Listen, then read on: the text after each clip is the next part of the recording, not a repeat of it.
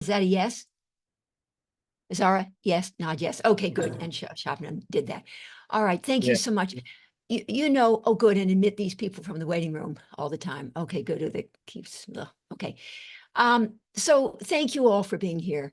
And Zara is amazing, and I believe in her and her Healing Matters Center, which is going to be providing training, continuing education training to mental health clinicians, practitioners who really want to broaden and deepen their understanding of all matters therapeutic. Does that capture it, Zara, a little bit? And she's a wonderful innovator and a wonderfully gifted clinician herself. So I think I look forward to what she's going to be doing over time for Pakistani and others, Pakistani and others. All right, so today, a psychodynamic approach to grieving the loss of relentless hope and evolving towards acceptance. Let me make this a little bigger for me so I can see it a little better. I don't know that that impacts you guys, but I want to see it better. Okay. All right. And with deepest appreciation to Zara. All right, here we go. This was me. I love the Minions. People who know me know that I love the Minions. Thank you, Mar. I love the Minions. I love the Backstreet Boys. And I love Bruno Mars. I mean, I love some and the ocean. There's some other things I love too. I love teaching, but these especially, the Minions. I love the Minions. And actually, last night, as I was getting my head ready for this morning, I Googled something and discovered a YouTube video by Dr. Marcus Youssef. And he said he had listened. I don't know him directly. He's a professor of sociology somewhere. And he said he had listened to a number of my videos, and he really appreciated that I am a very enthusiastic speaker. And I sort of like that. Okay, I'm a very enthusiastic speaker. There you go. All right. And a hard worker too. All right, let me just, okay. So there are two concepts about which I've been writing for years. I'll do the first one. Relentless hope, that was the first one. In other words, not all hope is good. Now, realistic, mature adult hope, that's good, of course. Sometimes people have listened to the whole thing. They say, you mean it's not good to be hoping? Sort of like, no. Realistic, adult, mature hope, that's good. But relentless, infantile, unrelenting, unwavering hope, that's what gets you in trouble. So relentless hope, not all hope is good. And then along came some years later, my appreciation for the concept of optimal stress, that not all stress is bad. Traumatic stress, in fact, PTSD, post-traumatic stress disorder, that's bad. But optimal stress is good. And I, not as much in this lecture, but elsewhere, I talk a lot about optimal stress as speaking to just the right balance between challenge, anxiety-provoking challenge, and anxiety-assuaging support. Just the right balance in order to create growth-incentivizing mismatch experiences that are optimally stressful and will indeed promote deep embodied change. So just support can facilitate first order change, like behavioral change.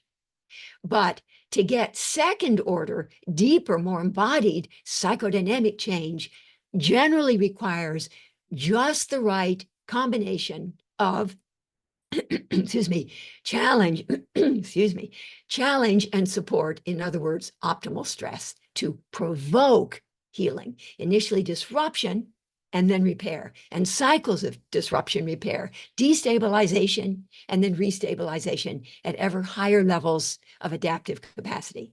But that's not what this talk is primarily about, although I always have to mention it because optimal stress is such an important concept. So, all right, so here's an overview. The idea of relentless hope as a defense, it's a defense. It's not an adaptation. And the Stark method of psychodynamic synergy, I have to remember what my method is called, anyway, is a story about, in 5 different approaches to healing, is a story about evolving the patient from rigid defense to more resilient adaptation. And I kind of lifted that from ACT, acceptance and commitment therapy, but it applies to all 5 of my models. I'll probably say a little more about them later.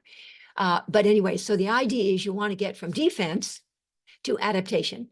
And the defense in model 2, which is a corrective provision approach of self-psychology and other deficit theories, the defense is relentless hope. So relentless hope as a defense against grieving or mourning. I never say the word mourning, but it's the same thing. Grieving the reality of the object's limitations, separateness, and immutability. And when we say object, we don't mean things like tables and chairs. We mean significant persons in the person's world. So we call them objects, object relations theory, et cetera, et cetera. All right, Fairbairn. I'm so sorry. I think my Oura ring told me I didn't get enough sleep last night, and my throat, I apologize. All right, Fairbairn, and Bill Corwan loves Fairbairn, and I think Bill, he and I connect around that, and Blue Bloods, but whatever. Anyway, Fairbairn's seductive, in other words, exciting, rejecting, yes, no, exciting, yes, rejecting, abandoning, no, object, as an explanation for the ambivalence of the patient's attachment to the object and the adhesiveness of that attachment, what's also called the adhesiveness of the id.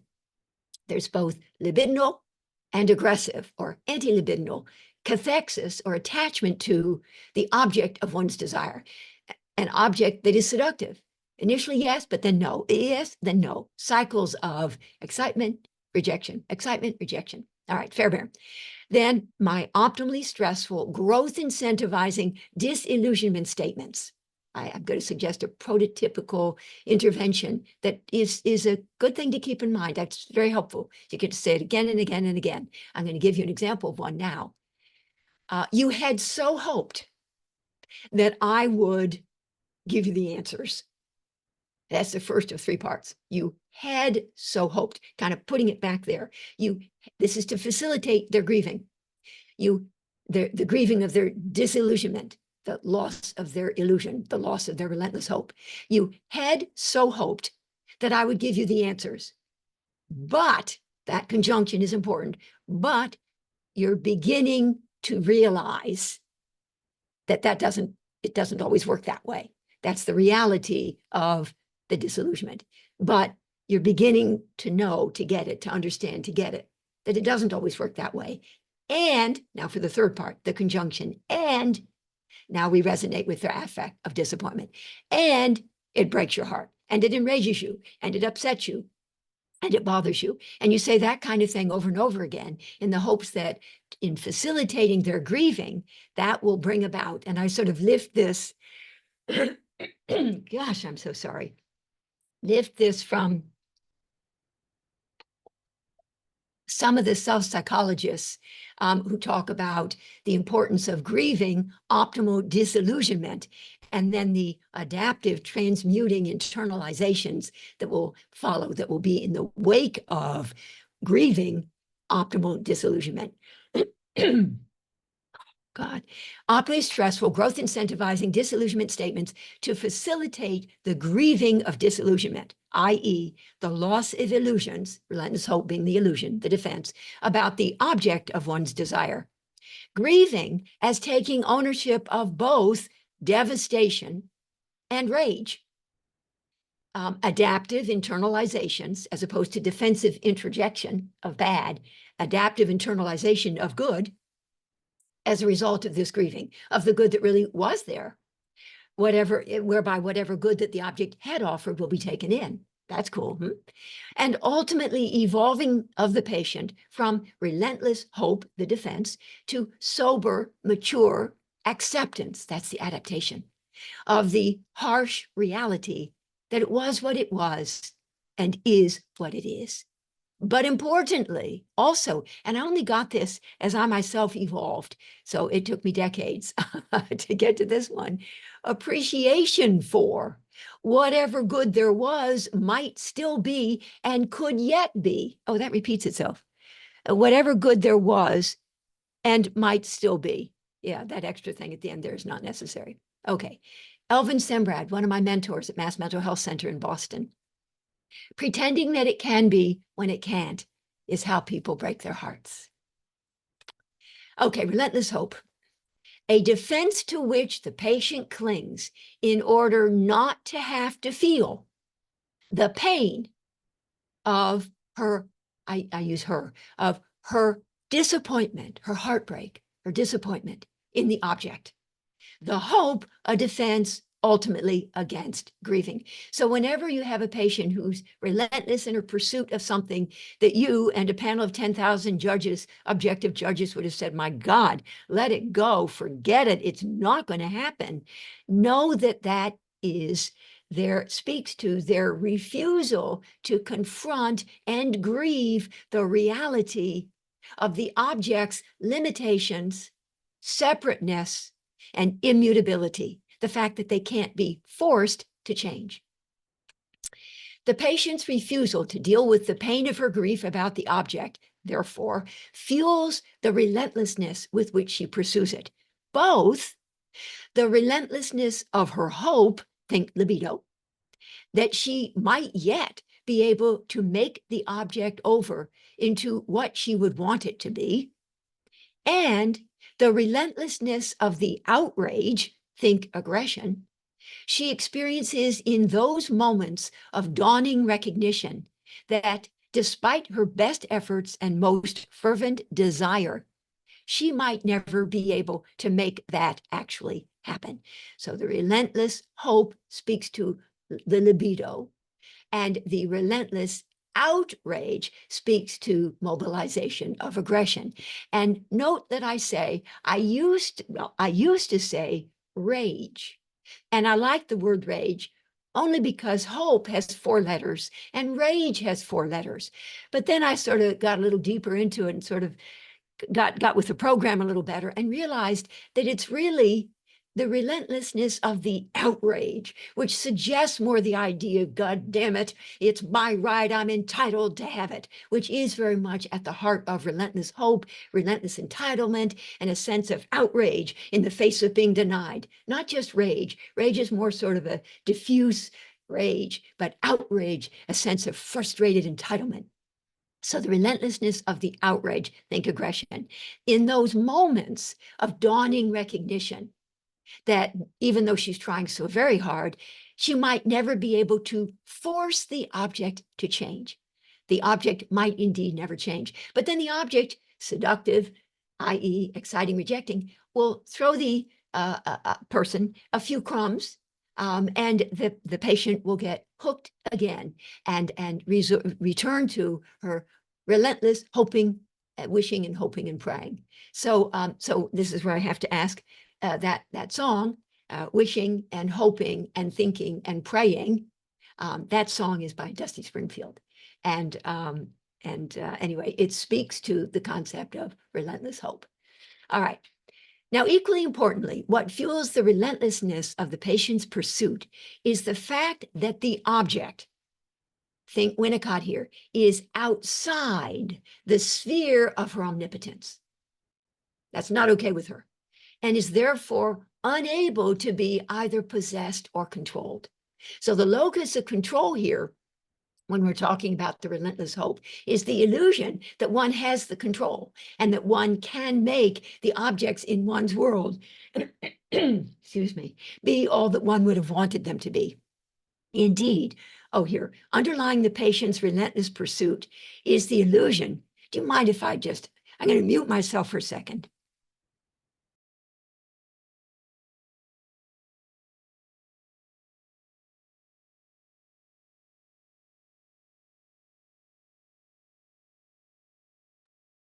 Well, thank you. I don't know that did anything, but it made me think it did. I hate it when a speaker has a frog in their throat, and you just sort of want to kind of clear it for them. So anyway, I'll do my best here. All right, indeed, underlying the patient's relentless pursuit is the illusion that she has omnipotent control over the object of her desire. It's an illusion. It's a defense against confronting the reality that she doesn't. An illusion often accompanied by an entitled sense that something is her due. Okay, parenthetically, Yeah. Whenever a patient complains bitterly about feeling helpless, it often speaks to her experience of having been thwarted in her desire to force the object of her desire to change. And she feels helpless because she can't make them different. And it'll be in some way that the object could technically change. So it's not like they really, really, really want you to be 5'10" when in fact you're 5'8". It's never something that would be absolutely impossible, but rather technically, they want you to hug them. Their previous therapist had hugged them. Technically, you could too. Their previous therapist, or maybe even you previously, had given answers. But you just don't give all your answers, which is where you then become more the seductive, Fairbairn seductive, exciting, rejecting object. So it'll be the relentless hope has to do with wanting the object to change in some way that technically the patient, the object could change. Her bitter complaints then are often a story about her outraged frustration at having been confronted with the immutability of the object. So it's both the fact that the object is imperfect, limited, and so on, but also separate and immutable. So all three of them. That's why I very intentionally say that relentless hope speaks to the patient's refusal to confront the limitations or inadequacies or imperfections in the object, separateness of the object, and immutability. Now, note also that so the name of one of my books was Relentless Hope, the refusal to grieve. And some people will say, why do you call it refusal? Wouldn't it sometimes be the inability? Well, I'm all about empowerment and accountability. And my first thought is around something like this. I mean, if somebody doesn't have legs, then they really can't walk. They can't, fair enough. But for someone to say, I can't cry, therapists will say to the patient, you can't cry, or the patient says, I can't cry. And I always sort of change that a little bit. At the moment, they're not wanting to cry. They're not wanting to have to cry. I want to have a more empowered stance for the patient, and they're refusing to grieve. They don't want to right now. I always like the temporal element. Right now, I don't want to make it permanent, like they're never going to. But at the moment, they're not wanting to have to, as opposed to they can't. So relentless hope speaks to their refusal. They have the capacity, the underlying capacity. I think everybody does. But they're conflicted about exercising it, and they refuse to do it. So it's a more empowering sort of something. So her bitter complaints, this helpless person complaining, are often a story about her outraged frustration at having been confronted with the immutability of the object and the limits of her power to make that object change. And you think of a little kid sometimes, what they really want is they want mommy to reach up to turn the door handle or get the pillow and bring it back, and they're upset and angry and sort of outraged. But eventually it becomes that they're outraged that the mother won't do what they want them to, what the kid wants them to do. So not just that they don't get the pillow they're upset about, but they're upset and angry that the object, they can't control the object. Outrage, frustration, and they feel helpless. And as adults, when we feel helpless, just think they're wanting you or wanting someone to be different from the way they are, from the way that person is. Paradoxically, such patients are never relentless in their pursuit of good objects. Instead, you would think sort of like, well, just get a good object, right? But sort of repetition, compulsion, and compulsive and unwitting reenactments. So, but instead, their relentless pursuit is of the bad object. Sort of like, why would that be?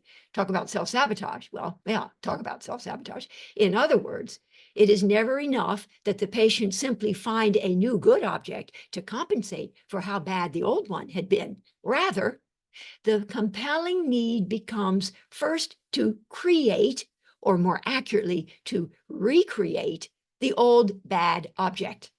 And then, and of course this is symbolically, to pressure, manipulate, prod, force, coerce this old bad object to change. And symbolically then, that can sometimes serve, if they can accomplish that, as a corrective for the early on what didn't happen.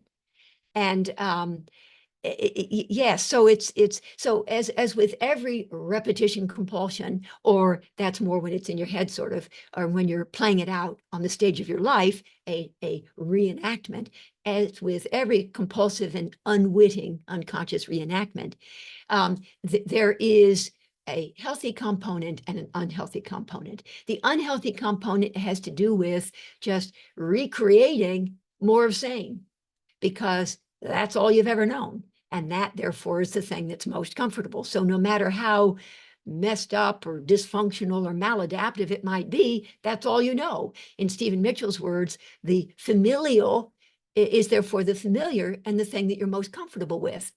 The healthy part of the repetition compulsion is, of course, the healthy need for belated mastery. Healthy need for belated mastery. So that whenever there are these repetitions, which in fact we really do kind of want to have happen in the treatment, on the stage of the treatment, in that, even though at the moment when they're playing it out, it's like, oh my God, in truth, in that is the potential for there to be belated mastery. And Freud's article, Repeating, Remembering, and Working Through. So an opportunity when they are ever busy repeating and reenacting, in that is opportunity. It provides impetus and opportunity for there to be, after an initial not so good, ultimately a reconstituting, restabilizing, reconsolidating as something better. And it happens again and again and again. Change never goes second order change. Even first order change never goes straight line, but rather cycles, iterative cycles. I used to call them recursive, and then I was corrected and told it's really iterative. So iterative cycles of disruption in reaction to challenge, and then repair or recovery in response to support, and by tapping into the patient's underlying resilience. I believe in patients and their resilience and their intrinsic capacity ultimately to manage the stressors in their lives. I believe in that. That is true. All right, so anyway, next slide. Okay, a popular song that speaks directly to this issue of the patient's need to recreate the early on traumatic failure situation, the old bad object, to rediscover, is a rock song by the late Warren Zevon entitled, "If You Won't Leave Me, I'll Find Somebody Who Will." All right, and I had a patient who had had an alcoholic father, and she was very close to him, but he broke her heart again and again. So anyway, in her relationships, she had 3 different significant relationships over the course of our time together. Eventually on the 4th one, she and I got it right. But anyway, all 3 were people who actually, to the unaided eye, you wouldn't have realized that they were alcoholic. And so on. I know there are people in the waiting room, so I hope we can admit them. Yeah. Anyway, wouldn't have realized that they were alcoholic, but somehow there was something about them that intuitively it felt so familial and therefore familiar and therefore comfortable. And so 3 times, and each time it's that she wanted somehow to be able to force them to become good, to become a new good instead of the old bad. Finally, after doing lots and lots of work, and her working through her relentless hope and the grieving, helping her grieve the loss of her illusions about what she would want to be and get it, that it never was, should have been, but never was. And as she worked that through and adaptively internalized some good stuff, on her 4th choice, it worked out beautifully. And she's happy now. Okay. The patient, okay, so how can the patient with this reenactment, compulsive and unwitting reenactment, how can they refine the old bad object? Well, there are actually 3 ways. She can choose a good object and then experience it as bad. That's projection, of course. She can choose a good object and then, a la Ogden, Thomas Ogden and others, exert interpersonal pressure on it to become bad. Projective identification, self-fulfilling prophecy. There you go. Or she can just simply cut to the chase, choose a bad object to begin with. So there's 3 ways to create for yourself the early on traumatic relational dysfunctional experience in a relationship. Those 3 ways: projection, projective identification, or just cut to the chase. Yep, and that's what you get. All right. Again, choosing a good object is not a viable option. A good object simply will not satisfy. Rather, the patient's need, fueled by her repetition compulsion, will be, well, and I'd like also to call it her reenactment compulsion. It's not called that in the literature, but I want to call it that. Her reenactment compulsion will be to re-encounter the old bad object and then to compel this bad object to become good. That's what she's intent upon doing, which will then symbolically correct for the unmastered relational traumas that the patient had experienced early on at the hands of the infantile object. Again, the patient's refusal to deal with the pain of her grief about the object and the fact that it cannot be controlled fuels the relentlessness with which she pursues it, both the relentlessness of her entitled sense that something is her due and the relentlessness of her outrage in the face of its being denied. Hoping against hope, she pursues the object of her desire with a vengeance, refusing to relent, refusing to accept, refusing to forgive. I am here reminded of one of my favorite cartoons, the New Yorker cartoon, in which a gentleman seated in a restaurant named the Disillusionment Cafe is awaiting the arrival of his order. The waiter returns to his table and announces, "Your order is not ready, and nor will it ever be." I love that one. All right, so Sarah, some of you may know this, but I'm going to, let me see here. Okay, so here we go. Okay, and let's see. All right, so at the time I had written this some years ago, I've been seeing Sarah, an extremely gifted 55-year-old therapist, 4 times a week for the past 5 years. 5 years ago, at the very beginning of our work together, I said something to Sarah that made her feel that I did not want to work with her. Now, I apologize for not being able to share with you the specifics of what I had actually said, but Sarah asked me, please, not to. And you will see that the specifics of what I had then said do not really matter. Sarah did, however, give me permission to share with you what follows. But Sarah considers then what I said to her in our 3rd session those 5 years ago to have been a mistake for which she will never be able to forgive me, although she wishes desperately that she could. At the time, I might say wishes desperately that she would be willing to, but she says, I wish I could. At the time, I was horrified that Sarah would have so misunderstood what I was saying. But given what I've since come to know about her, I can now appreciate why what I said was indeed deeply hurtful to her. Over the course of our years together, Sarah has spent much time trying to decide whether or not she feels safe enough to continue our work. But because of the unforgivable mistake that I made those 5 years ago, she fears she might never be able to trust me. Although periodically I've attempted to clarify, rather defensively, I'm sure, what I had thought I was trying to say in our 3rd session those 5 years ago.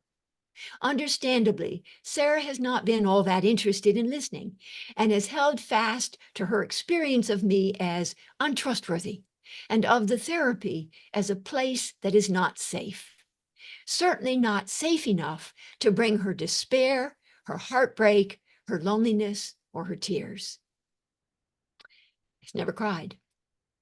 Over time, what Sarah and I have come to understand about our dynamic is that we have unwittingly, unconsciously, recreated between us, not just created, but recreated between us the mutually torturing relationship that she had had with her toxic mother. At times, Sarah is her bad mother, and I am Sarah, who as a little girl was tormented by her double-binding mother. But at other times, it is I who am her bad mother, and Sarah who is tormented by me as she was once tormented by her toxic mother. I call that both negative, direct negative transference and inverted negative transference. Sometimes she experienced herself as, sometimes I experienced her as doing unto me, and sometimes she experienced me as doing unto her. So both the directions, and it was negative. In my work with Sarah, it has been extremely important to her that I be able to confirm her experience of things, not just that I validate or empathically resonate with her perceptions as plausible constructions of reality in Erwin Hoffman's terms, but that I actually confirm them. In other words, Sarah needs me to agree that her reality is the truth. Otherwise, she begins to feel crazy. And often patients who have been traumatically traumatized in their early on relationships and have had a lot of trauma really need you not just to be empathically resonating with how you understand it would have been very hard for them, but actually you agree that they were traumatized. So she wants me to not just validate, resonate empathically, but to confirm, yes, you were abused. Almost without fail, I have actually been able to confirm Sarah's perceptions. Yes, you were actually. Most of which have seemed to me, many of them about me, to be uncannily on target. Unfortunately, some of her uncannily accurate perceptions have been about me. Although it is more difficult when the focus is on me and my vulnerabilities, it's easier when she's talking about a previous therapist or her parents or whatever. But anyway, when she's zeroing in on me, so although it is more difficult when the focus is on me and my vulnerabilities, ultimately, with the one exception to which I've already made reference, I've been able and willing to confirm these perceptions as well. Sometimes it's been hard to do, but I've done that. As an example of how Sarah will zero in on me. When recently she came to a session and asked to schedule a number of extra sessions, I was obviously very pleased. I actually said something to the effect of, yes, yes, yes. Indeed, it meant a great deal to me that she would want the extra time, particularly in light of her experience of me as having failed her so unforgivably early on in our relationship. So we scheduled the extra sessions, and then I said gently, you know that I am so pleased to be scheduling the additional appointments, but it occurs to me that I should be asking you how you feel about having these extra sessions. Sarah did not answer for a long time. After what seemed like an eternity, however, she said finally, and with much sadness, that she was now not sure the extra sessions were such a good idea after all, because she was suddenly feeling that maybe I did not really want her to be coming for the additional appointments. And you will recall that my original mistake had been in saying something to Sarah that made her feel I did not want to work with her at all, obviously a sensitive area. Although I was initially stunned by her response, in time, she helped me to understand something that I had not, and people, if we could, the people from the waiting room. Although I was initially stunned by her response, in time, she helped me to understand something that I had not previously understood. Namely, that by asking Sarah to share with me how she felt about having the extra sessions. A question, by the way, that I would never now ask anybody. I used to ask that kind of question sort of because I was sort of taught to do that. So I kind of, okay, I'll do it. But I would never do that now. But anyway, I did it then. Now, I wouldn't ask it of anyone, not just of her. So initially stunned by her response, in time, she helped me to understand something that I'd not previously understood, namely, that by asking Sarah to share with me how she felt about having the extra sessions, I was, in a way, humiliating her. Obviously, she would not have asked for this extra time if a part of her had not wanted the additional contact with me. So for me to be now asking of her that she admit to wanting more time with me was to shame her for having desire in relation to me. Indeed, had I in advance thought more about my somewhat formulaic question, then I would probably have known not to ask it. What I now understood was that in asking of her that she tell me how she was feeling about getting the extra time, I really was more going by the book than coming from my heart. Again, Erwin Hoffman again. You see, I had been taught that it is always important to explore whatever underlying expectations, hopes, and fears the patient might be having whenever she asks for something from her therapist. So I really was more going by the book than by what deep inside of me I did know, namely, that despite Sarah's deep reservations about me, a part of her was beginning to trust me a little more and was wanting me to know this without her having to say it right out. Indeed, I came to see that Sarah's experience of me as having shamed her was not just a story about her, but also a story about me. I was able to understand that I really was shaming her by asking of her that she acknowledge wanting to have the extra time with me, even though she had so blatantly declared that my mistake was unforgivable. Right. So for her then to be wanting the extra time, and I'm saying, well, tell me the range of feelings you have about that, shaming her. Parenthetically, more generally, I've come to appreciate that almost everything that happens in the therapeutic relationship is co-created with contributions from both participants, whether therapeutic ruptures or their repair, therapeutic impasses or Paul Russell's crunch situations, or their resolution, failed therapies or successful ones, always, always, always co-created. Sarah has been a wonderful teacher. She has devoted considerable time and energy to teaching me to be a better therapist to her, and in all honesty, a better therapist, period. I am so much wiser from my time with her. I'm increasingly coming to see how I will sometimes unconsciously fall back on going by the book instead of coming from my heart. Not always in big ways, but in little ways. Some of the rituals, some of the routines that I will find myself doing without really thinking them through. Over the course of our 5 years together, 4 times a week, we have accomplished a tremendous amount. And in Sarah's life on the outside, she has been able to make some fairly dramatic and impressive changes. But second order changes too. But there has been between us this ongoing issue that we have not yet been able to resolve, namely, what to do with respect to the unforgivable mistake that I'd made those numbers of years ago, about which I feel absolutely terrible and for which I've apologized many times over from the bottom of my soul. Periodically, Sarah will turn to me and ask point blank that I confirm her perception of me as having failed her unforgivably in that third session those 5 years ago.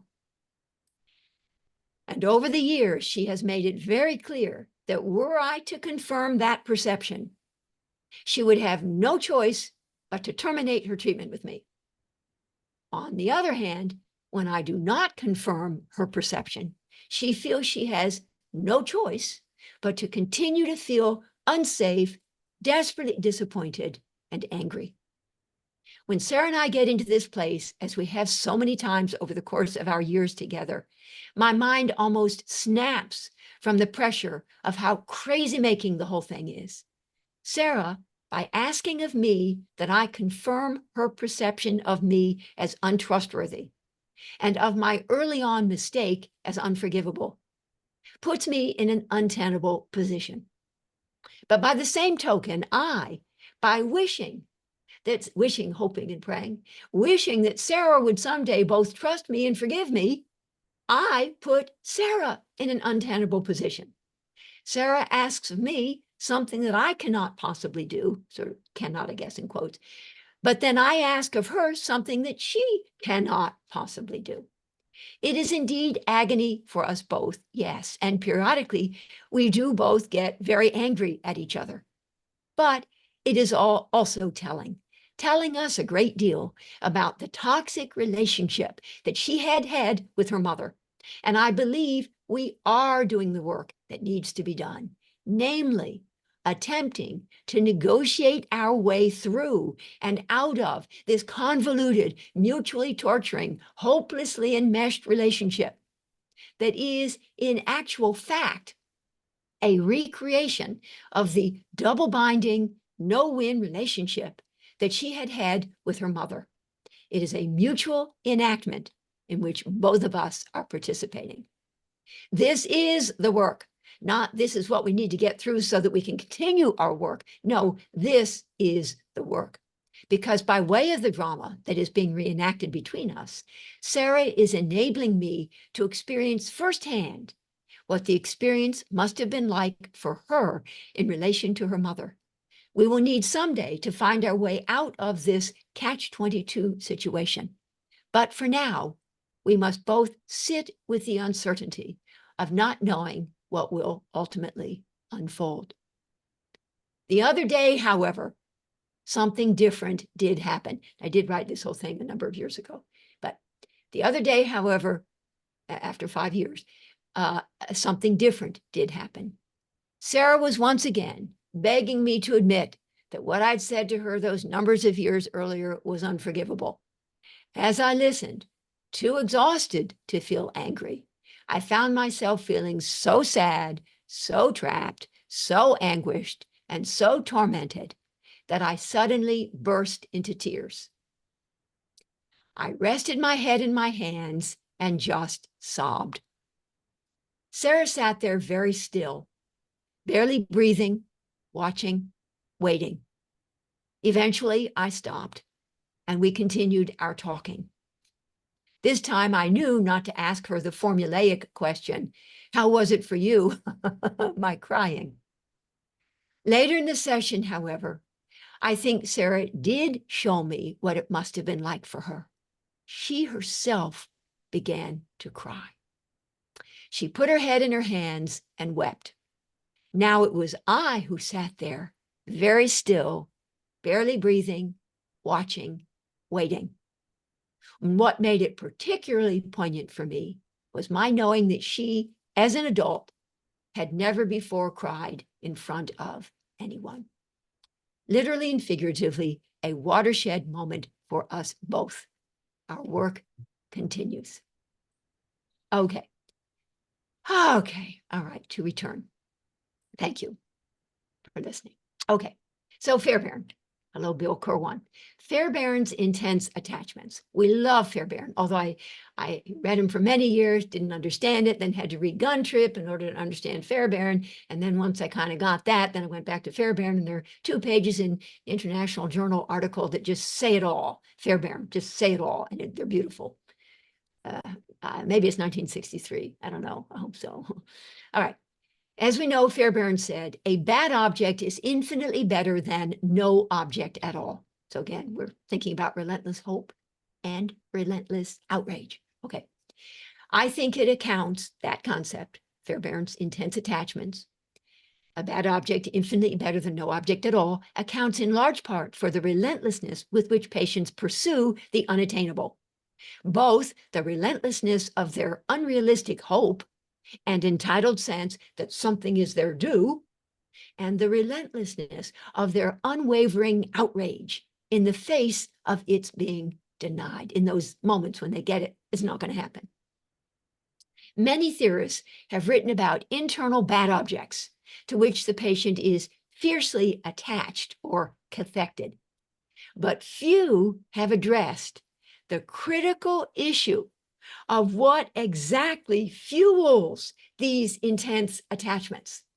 Like, what exactly fuels these intense attachments? Okay, attached and intense. What fuels them?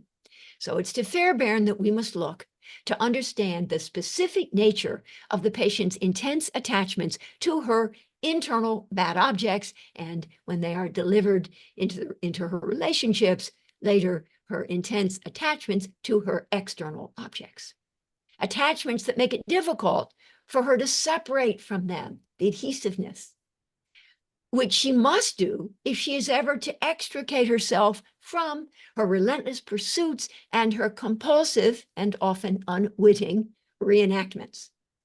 Okay, how are bad experiences, all Fairbairn here, how are bad experiences at the hands of the infantile object internally recorded and structuralized? Fairbairn writes, when a child's need for contact, and he has elsewhere said the infant is primarily object-seeking, not pleasure-seeking. That was Fairbairn, as opposed to Freud and others.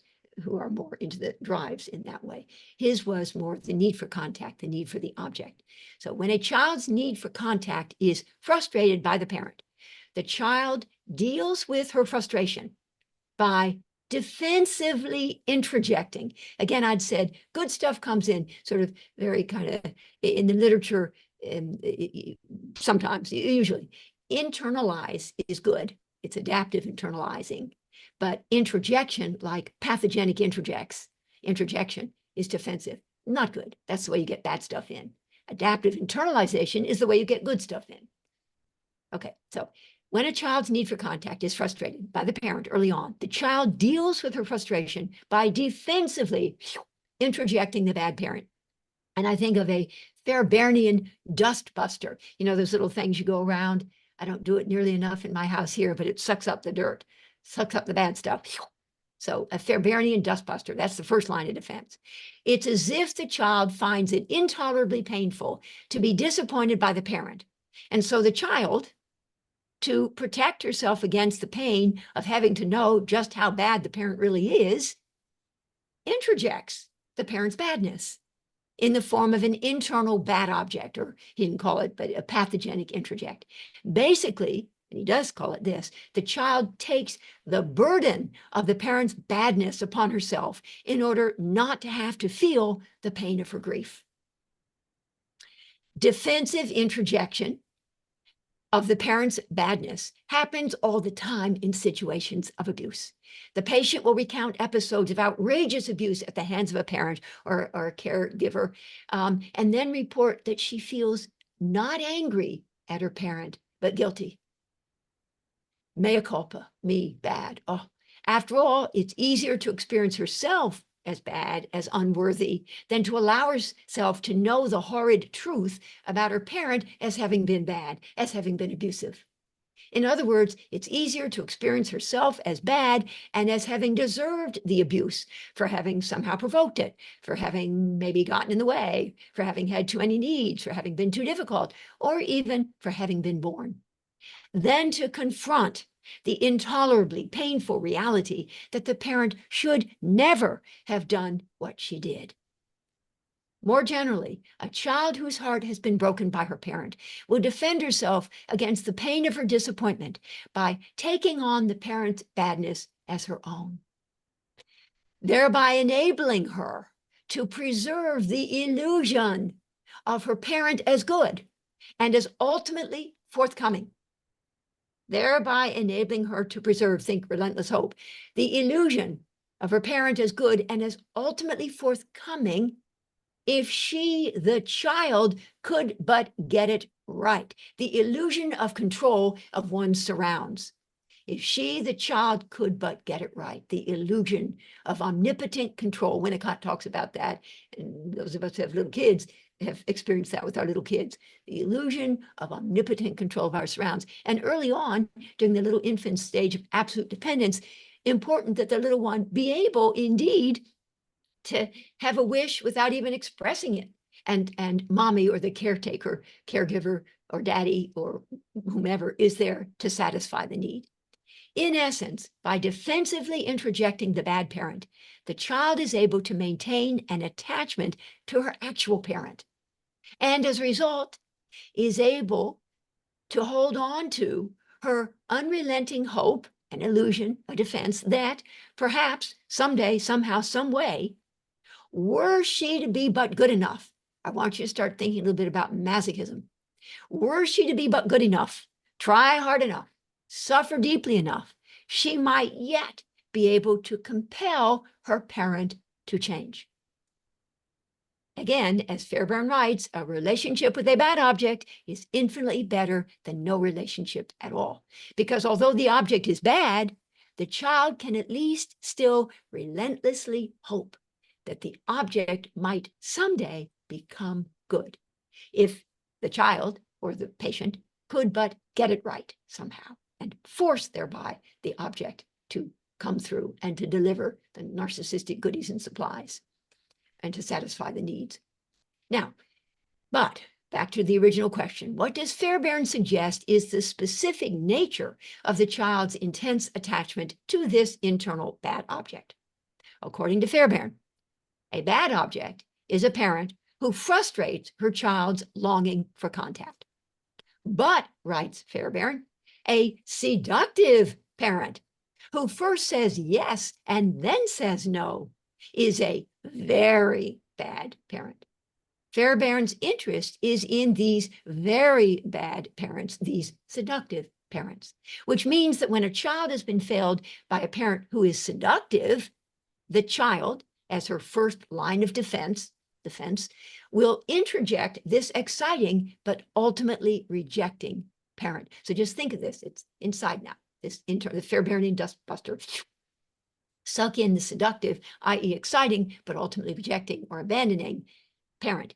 Now, easier in a way when your parent is all bad, because then there's no seduction. And you earlier on learn and easier to grieve when it's just not there than when it's sometimes there and then not, and sometimes there and then not, and a few crumbs and then they're withdrawn. So much harder when it's there sometimes and then not. Okay. Splitting is the second line of defense. Splitting. Different from the way Kernberg thinks of splitting. I'll say something about him in a second. Splitting is the second line of defense. So introjection is the first one. Splitting, once the bad object, think of it inside. And again, all of this is made up, but if this resonates for you and it kind of works for you clinically, that's where it's useful. But I mean, we can't do fMRIs or something of the brain and we see this sort of seductive internal bad object. It's just kind of made up stuff. So you can kind of make up what you want in a way. And if it fits, if the shoe fits, if it works clinically, then go for it. All right. I do that a little bit. I shouldn't have let you know that. So I make up some stuff like that. But anyway, splitting is the second line of defense. Once the bad object is inside, the bad object is split into two parts. The exciting object, my left hand here, that offers the enticing promise of a special relationship. And the rejecting object, my right hand, that ultimately fails to deliver. All right, now here's a question. I hope you get the right answer. There are two questions. And in your head, I'd like you to be able to answer these questions the right way. Is the rejecting, depriving object a good object or a bad object? Okay, well, yes, a bad object. That was easy. Is the exciting, enticing object a good object or a bad object? It's also a bad object. There's a bad object out here, exciting, rejecting, a very bad object. Now it's inside, it's split. Exciting object, bad object, rejecting object, bad object inside. Okay, oops. All right, parenthetically, Fairbairn's concept of splitting is to be distinguished from Kernberg's concept later on, concept of splitting. For Kernberg, splitting, which is what the borderline does, involves the pre-ambivalent. So ambivalence is two parts, both end. Love and hate, ambivalent about something. Pre-ambivalent is love or hate. Involves the pre-ambivalent experience of objects. This is Kernberg borderline splitting as either all good and therefore libidinally cathected, or all bad and therefore aggressively cathected, one or the other. But in the moment of upset, you can't remember the good that had been, and so therefore you can't take in the good as part of grieving because, quite frankly, you can't remember it. Please also note Kernberg's concept of splitting explains, here we go, the borderline's tenuously established libidinal object constancy or evocative memory capacity, as it's called in the literature. That is, the borderline's impaired capacity to hold in mind simultaneously both good and bad, which is why borderlines have so much difficulty internalizing good. And I use for borderlines something I call an integration statement. Let me just say, because in the moment of outraged upset, they cannot remember the good that had been and cannot therefore internalize it. So their notoriously defective capacity to grieve. So I use integration statements for borderlines, patients who can't hold in mind simultaneously the good and the bad aspects of an object. And an integration statement goes like this. At times like this, when you're feeling this kind of devastated, angry, disappointed, heartbroken, whatever, it's hard to remember that you had ever felt good about me. or had ever looked forward to coming. It's hard for you to remember that just last week you had said this was an incredibly wonderful experience for you. That you can go that way. It's hard for you to remember. You're resonating with their defense of hard to remember. Quite frankly, they can't remember it all. But anyway, you're sort of suggesting it's hard to remember that you'd ever felt good, and or hard to imagine that you could ever feel good again. So you are putting out there both the concept of bad now at moments like this, when you're feeling this kind of horrible, hard to remember that you ever felt good, and hard to imagine that you could ever feel good again. So you're trying to, on some level, that's part of working through. I have a whole lecture that I do on working with borderlines and helping them to get more whole and not to do the splitting that otherwise they do. So anyway, but that's not what this is about. So anyway, Fairbairn has a different concept of splitting than Kernberg does. So back to Fairbairn, splitting of the ego. So now we got this charged bad object, right? The exciting object, bad. The rejecting object, bad, inside the ego. Splitting of the ego, now inside the ego, goes hand in hand with splitting of the object. Note that Fairbairn does not conceive of the id as separate from the ego. Rather, so Freud does and other people do. So we got the ego, the id, and the superego. Rather, Fairbairn posits the existence of an ego. It's a dynamic structure that has not only objects, internal objects, but also its own reservoir of energy, both libido and aggression. That's in the ego. Fairbairn's ego, therefore, is a dynamic energy structure, objects, a structure with its own energy. Fairbairn's, all right, now here we go.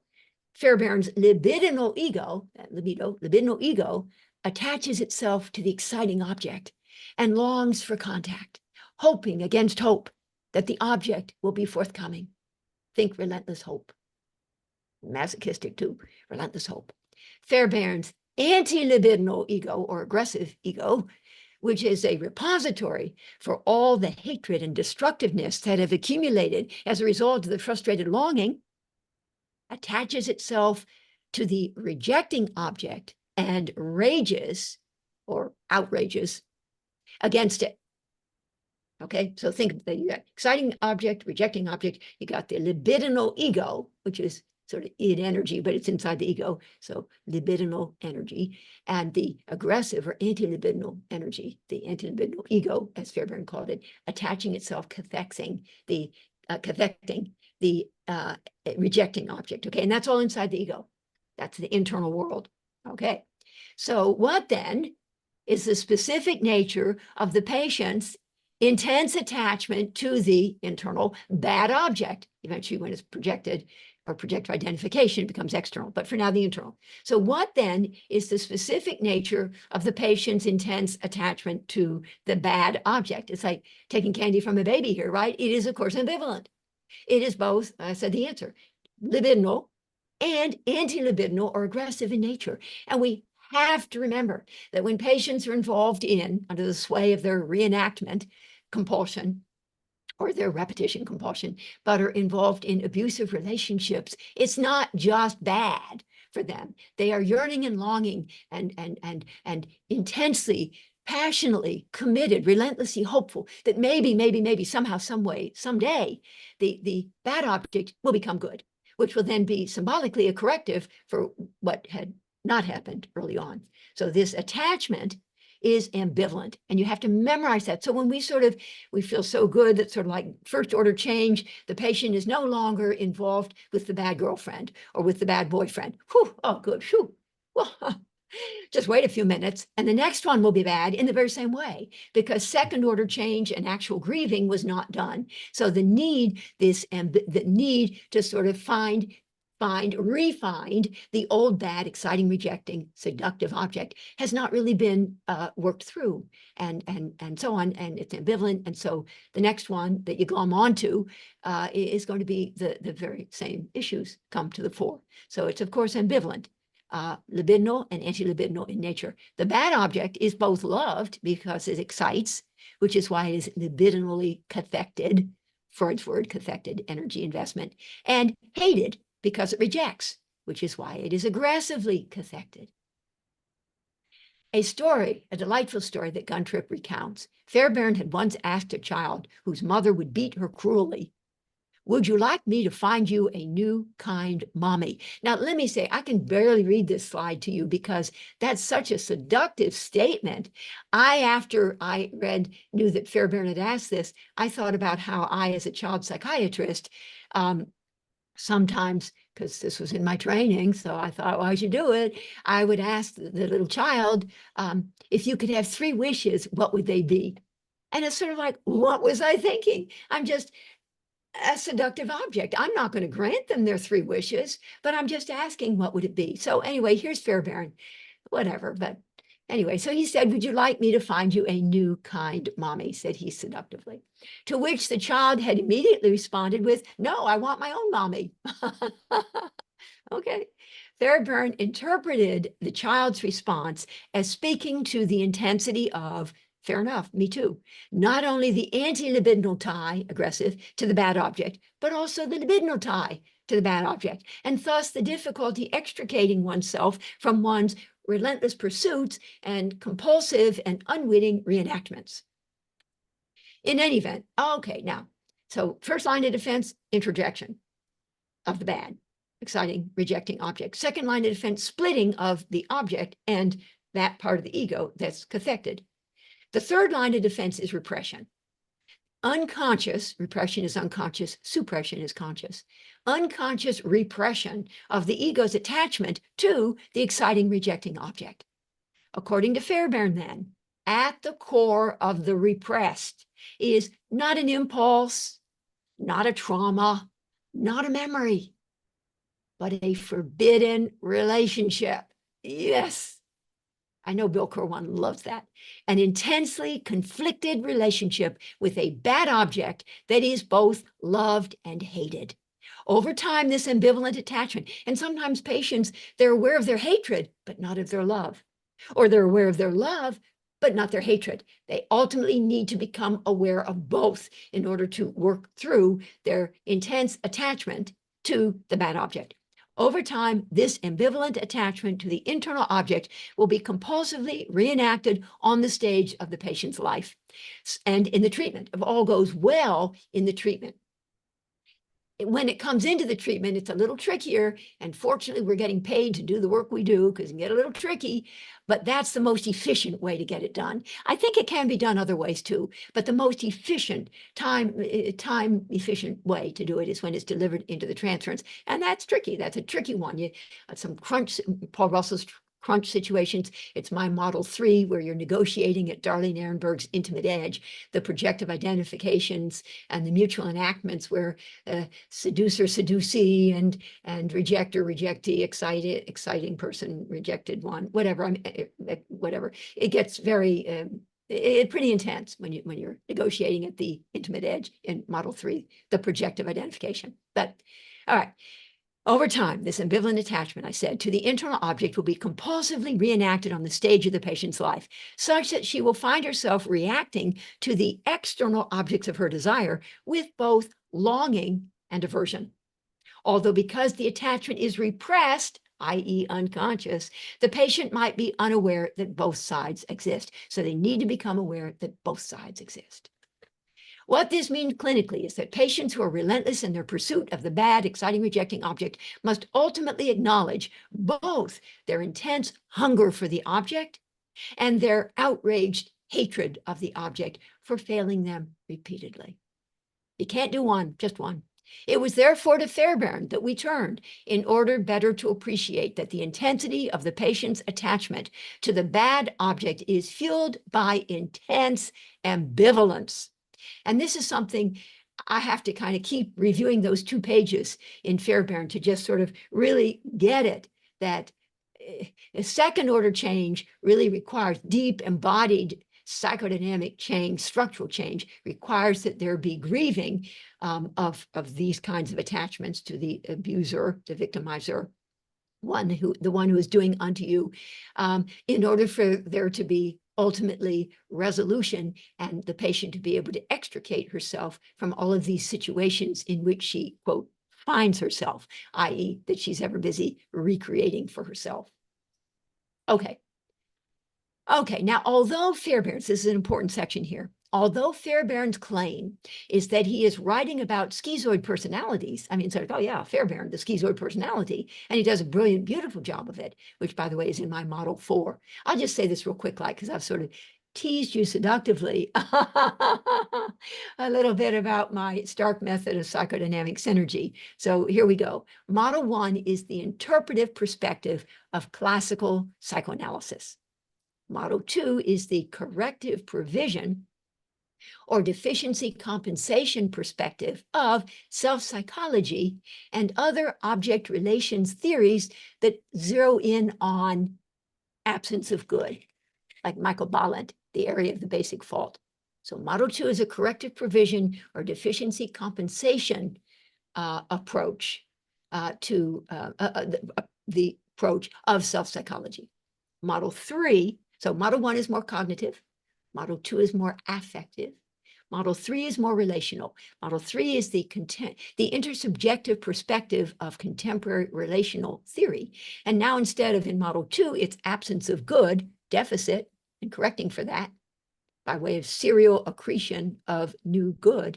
Now in model 3, it's presence of bad, pathogenic introjects that have been defensively introjected, and not just one, but pairs of pathogenic introjects, victimizer, victim, et cetera, which, by the way, Fairbairn was not emphasizing pairs of introjects like victimizer, victim. Irene Fast and Bill Meissner came along and talked more about the pairs. Others, like Freud and Fairbairn, talked about just the superego introjective criticizer, and they're not like busy talking about the pairs. But anyway, later we come to understand that it's pairs, and model 3 is the intersubjective perspective of its story about the patient recreating the dysfunctional early on relational dynamic on the stage of the treatment, right? So of contemporary relational theory. So model 1 is cognitive, model 2 is affective, model 3 is relational. Model 4 is the existential humanistic approach to mending brokenness and to fostering the patient's overcoming of their dread of surrender to resourceless dependence. That's from Masood Khan, and that's more about schizoid withdrawal and retreat. That was model 4, and model 5 is a quantum neuroscientific approach to analysis paralysis or neural entrenchment. When the patient already has model 1 awareness or insight, model 2 acceptance, model 3, which is today we're doing model 2 acceptance, model 3 accountability, we're doing a little bit of that, model 3 accountability, model 4 accessibility or authentic presence, and model 5 is about actualizing action from defense to adaptation. Anyway, that was way off the beaten path, but I just thought I would throw that in there. So although Fairbairn's claim is that he is writing about schizoid personalities, which would be my model 4, existential humanistic approach to healing brokenness and retreat and offering the patient the opportunity for a Michael Balint new beginning. So benign regression to redo. So anyway, I believe that the manner in which he conceptualizes the endopsychic situation of these so-called schizoid personalities captures in a nutshell, this is how I read him, I love what he says, love it, the psychodynamics of sadomasochistic patients. In fact, my contention will be that the patient's relentless pursuit of the bad object has both masochistic and sadistic components. Parenthetically and importantly, my interest is not specifically in how sadomasochism gets played out in the sexual arena. Rather, I don't know much about that. I'm not all that interested in that. So it's not about that. Rather, I conceive of sadomasochism as a dysfunctional relational dynamic that will get played out to a greater or lesser degree in most of the relentless patient's significant relationships. The patient's relentless hope, here we go, which fuels her masochism, is the stance to which she desperately clings in order to avoid confronting intolerably painful realities about the object and its immutability. So that's sort of a chronic stance.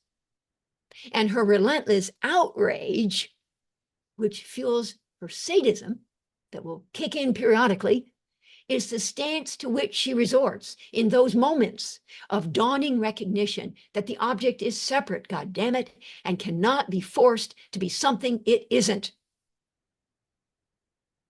So we have the masochistic defense of relentless hope, and we have the sadistic defense of relentless outrage, and they go hand in hand.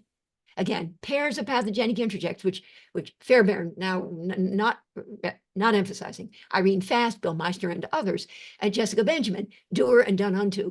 I mean, pairs of pathogenic interjects. It's not just one that comes in and lands in the superego proper, but rather pairs, victimizer, victim, criticizer, criticizee, judger, judgee. These pairs of pathogenic interjects. And so and this dynamic victimization, these interjective constellations or configurations, whatever, that get played out, are a story about both masochistic wishing and hoping and praying and sadistic outrage in the face of being disappointed. They go hand in hand. You're never just the one. You always have the capacity to be both victimizer and victim, both abuser and abusee, both judger and judgee. So both. You can be both sadistic and you can be masochistic. Both go hand in hand. And both speak to the patient's refusal to confront the truth about the bad, immutable object. This is actually a really important slide, because when we're talking about, and I call it sadomaso for short, because it's so important to recognize when that dynamic is at play. And it often is. Fair enough. I mean, it doesn't mean the person's a bad person. It just means that this dynamic. What it speaks to fundamentally is they have grieving to do that they haven't done yet. So they're ever busy out in the world, relentlessly hoping against hoping and feeling like a victim that they're not getting it, and then relentlessly outraged, sadistic outpouring of abuse, and being, quite frankly, a victimizer. So I didn't emphasize that, and I really should. I never do emphasize that. So as a victim, the masochistic defense of relentless hope and feeling helpless and upset that it's not happening, but yearning and longing and feeling like a victim, like it's not happening, and yearning and longing. And then victimizer is what that pathogenic interject fuels. I have to work on the wording a little better to get this clear, but I hope you have some sense of what I'm saying. I hope I have some sense of what I'm saying. Victimizer is relentlessly outraged. The victim, from the victim place, relentless hope, and from the victimizer, relentless outrage. Masochism, sadism. All right. And both speak to the patient's refusal to confront the truth, the intolerably painful truth about the bad, immutable object, usually, in fact, the parent. That was the original one. The errors of omission fueling model 2, and the errors of commission fueling model 3. So structural deficit, model 2, and then relational conflict, Stephen Mitchell's term, relational conflict fueling model 3. Anyway, more specifically, here we go. Masochism is a story about, I'm sorry, let me write down, because I had to write something down. All right.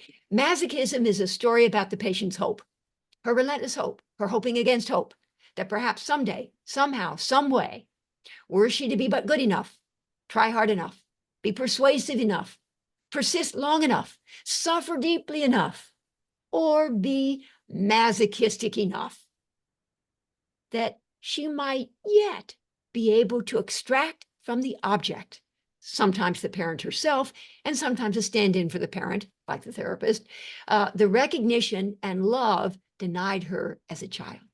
In other words, that she might yet be able to compel the immutable object to relent. Because remember, she has this illusion of omnipotent control, Winnicott, of her surroundings. And it's an illusion, it's a defense, relentless hope. Because it should have been optimally responded to, optimally stressed, optimally responded to, optimally gratified, optimally frustrated early on. And early on, way back, these adaptive transmuting internalizations whereby you take in at least the good that is there, even though there are part of the frustrations involved inevitably, inherently in the growing up process. But that didn't happen. So instead, you now come in the here and now, and you got this stuff unmastered, unresolved, and you're ever busy playing it out in your life, in the here and now. And ideally, it gets delivered into the transference. It might not, in which case there's missed opportunity. That's not a bad thing necessarily. But if it does get delivered into the transference and can be worked through, lots of mistakes get made along the way by the therapist and the patient, but worked through, and the patient really does grieve, then you're way ahead of the game. The patient is way ahead of the game and will have filled in deficit, and will, model 2, serial accretion of new good, and in model 3, serial dilution of presence of bad, of internal toxicity. Anyway, that's sort of beyond this. I just forget that. Or not. If you understand it, think about it. And if you don't understand it, forget it. All right. In other words, that she might yet be able to compel the immutable object to relent. Okay. And so, even in the face of incontrovertible evidence to the contrary, the patient will pursue the object of her desire with a vengeance.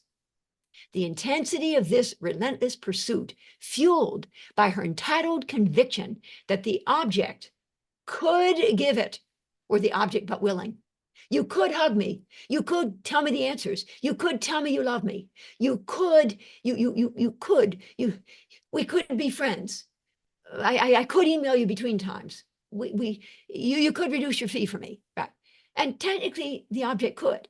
The patient is not saying you should be 5'8", not 5'10", like you should this, that, whatever. I mean, that's not, no, they get it that theoretically you could do it, but you're not. So it's fueled by her entitled conviction, and she's right, that the object could give it, or the object but willing. Should give it, because that is the patient's due, and would give it were she, the patient, but able to get it right. Illusions of control, omnipotent control. The patient's investment, notice this, is not so much in the suffering per se, you get it? As it is in her willingness to suffer, because of her passionate hope that perhaps each next time. So if you ever say to a patient, you enjoy suffering, oh my God, you are so missing the mark. No, they don't enjoy it, but they're willing to suffer. As long as that enables them to hold on to the hope that maybe someday, somehow, some way, if they try hard enough, are persuasive enough, are insistent enough, are persistent enough, they might yet be able to compel the object to be forthcoming. All right. All right. So here we go. Sadism then is the relentless patient's reaction to the loss of hope she experiences in those moments of dawning recognition. So the backdrop is the masochistic stance. Sadism, the relentless patient's reaction, same patient, to the loss of hope she experiences in those moments of dawning recognition that she's not actually going to get what she had so desperately wanted and felt she needed to have in order to go on. In those moments of anguished heartbreak and outrage, when she is confronted head on with the inescapable reality of the object's separateness, damn it, and refusal to relent. And in fact, you can, in the treatment with the patient, when it's being played out on the stage of the treatment, in the transference, and in the real relationship, you can find yourself digging in, and not that that's a bad thing, by the way, but you are participating in this dynamic that's getting played out between the two of you. And it's a necessary something. I mean, when you're really working through one of these more difficult sadomaso projective identifications, you're going to make so many mistakes. I mean, this is where I tell my example of, as part of working stuff through with a patient, where eventually after some fair bit of time we did, but at one point she was going on so much that I just shouted at her to shut up. And I pounded my fist on the arm of my chair, and it hurt my wrist a little bit. And I said, oh, that hurt. And she said, serves you right. And we both laughed. But you'll make many mistakes. I mean, that one was a mistake. But believe me, I made so many mistakes. That's okay, but it's part of negotiating the mess that can, the sadomaso mess that can get played out as both people, ultimately, patient and therapist, are holding themselves accountable. The therapist providing containment. Both are holding themselves accountable for the part they've played in what becomes a mutual enactment, a mutual reenactment. And so it's difficult stuff, but can be done. Okay, let's see. So sadism, right? In those moments, it kicks in, moments of anguished heartbreak and outrage, when the patient is confronted head on in those moments with the inescapable reality of the object's separateness, immutability, and refusal to relent. Please note that, so just so we remember, the healthy response to the loss of hope is to confront the pain of one's disappointment, grieve the loss of one's illusions about the object, and adaptively, not defensively introject, but adaptively internalize whatever good there was and or is in the relationship. A growth-promoting process described in self-psychology as transmuting, which means structure building, internalization. But the relentless patient does something else. With the dawning recognition that the object can be neither possessed and controlled, nor made over into what she would want it to be, the relentless patient, the sadomaso patient, the relentless patient, because they go hand in hand, will react, whether in actual fact or simply in fantasy, with the sadistic unleashing of a torrent of abuse, directed either towards herself for having failed to get what she had so desperately wanted, or towards the disappointing object for having failed to provide it. She will alternate between enraged protests at her own inadequacy and scathing reproaches against the object for having thwarted her desire. In essence, sadism is the relentless patient's reaction to the loss of hope, albeit sometimes only momentary. So relentlessness, sadomasochism, hand in hand. Okay, clinical moment. If during my eye is on the time, if during a therapy session, the patient suddenly becomes abusive, what question might her therapist think to pose? Now, were the therapist to ask, how do you feel that I have failed you? At least she will have known enough to ask the question. I mean, the patient wasn't abusive until suddenly. So suddenly becomes abusive, like something happened. And the therapist asks, how do you feel that I have failed you? So at least she knows enough to have asked. But she will also thereby be indirectly suggesting that the answer that the patient provides will be primarily a story about the patient being fucked up, and the patient's distorted perception of having been failed. How do you feel that I failed you? I didn't. But how do you feel that I have? What kind of negative transference are we talking about here? It is better, therefore, that the therapist ask, how have I failed you? Appreciating that everything, all failures, all successes, all everythings in the therapeutic realm are co-created. And how have I failed you? If she suddenly becomes abusive, there's something. It doesn't mean you'll go to hell, however you failed them, but maybe your timing was off. You used a word that you shouldn't have. You'd forgotten something. In some way, you had failed them. They get to define that they feel failed. And it can't be, well, I didn't fail you. Sort of like they get to say they felt failed. They were failed, not just felt, sorry, they were failed. It's a reality. Projective identification probably going on here. So how do you feel that I failed you is more sort of like we're talking about negative projection, negative transfer. You just think I have because you're early on history, but I didn't really. But this one, how have I failed you? Model 3, intersubjective perspective of contemporary relational theory, and appreciation that if the patient suddenly becomes abusive, it's not like they're just always abusive. They walk in and the first moment they walk in, they're abusive, but it's a story about something happening in the relationship that they suddenly become abusive. Indeed, in some way, you will have failed them. Unwittingly, probably weren't aware of it, or maybe if you dig deep, you'll realize that on some level what you had said or done or not said or not done was indeed provocative. Okay, now when you say, how have I failed you? And some therapists have trouble sort of saying that. Well, it means that, won't the patient sort of get up and walk out? Sort of like, hell no.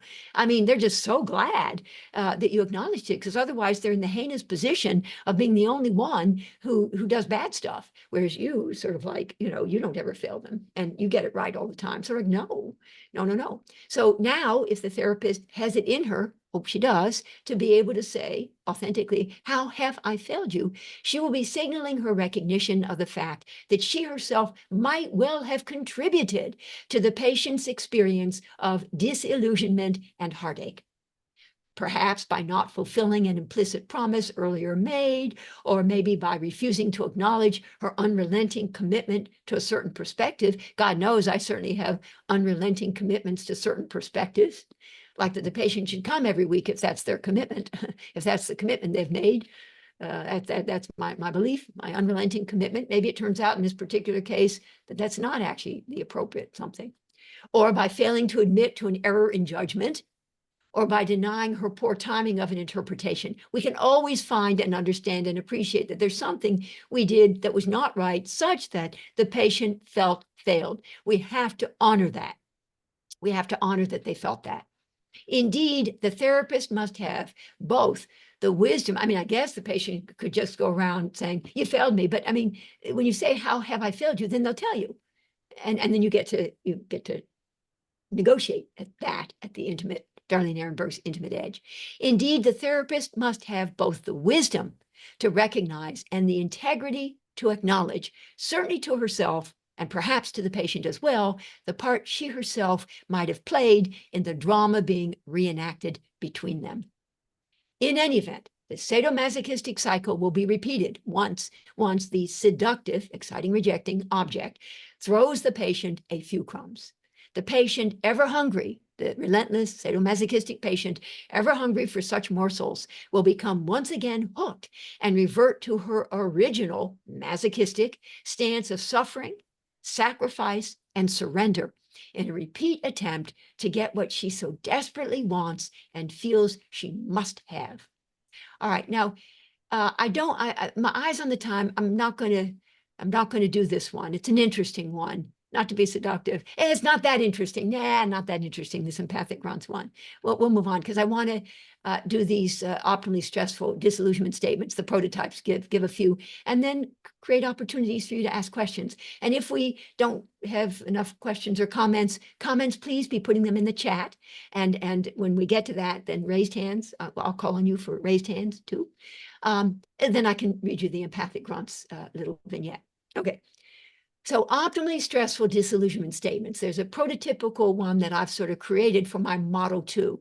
Remember, model 2 is the deficiency compensation or corrective provision perspective of self-psychology and other object relations theories that focus in on structural deficit and thereby impaired capacity to be a good parent unto oneself, because one didn't have the opportunity early on adaptively to internalize the good that there was in the parent-child relationship. Thus, the deficit, i.e. impaired, the holes, H-O-L-E, they're not yet whole, W-H-O-L.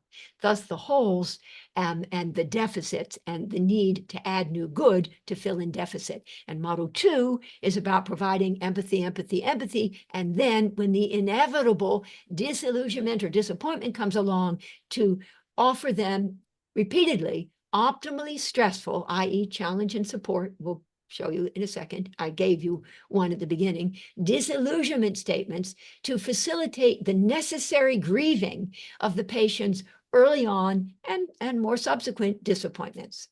So here it is, written right out. You had so hoped that, ... And this is where you name the illusion, the defensive, relentless hope. You had so hoped that. That's past perfect, or pluperfect is what I learned from grammar in 11th grade.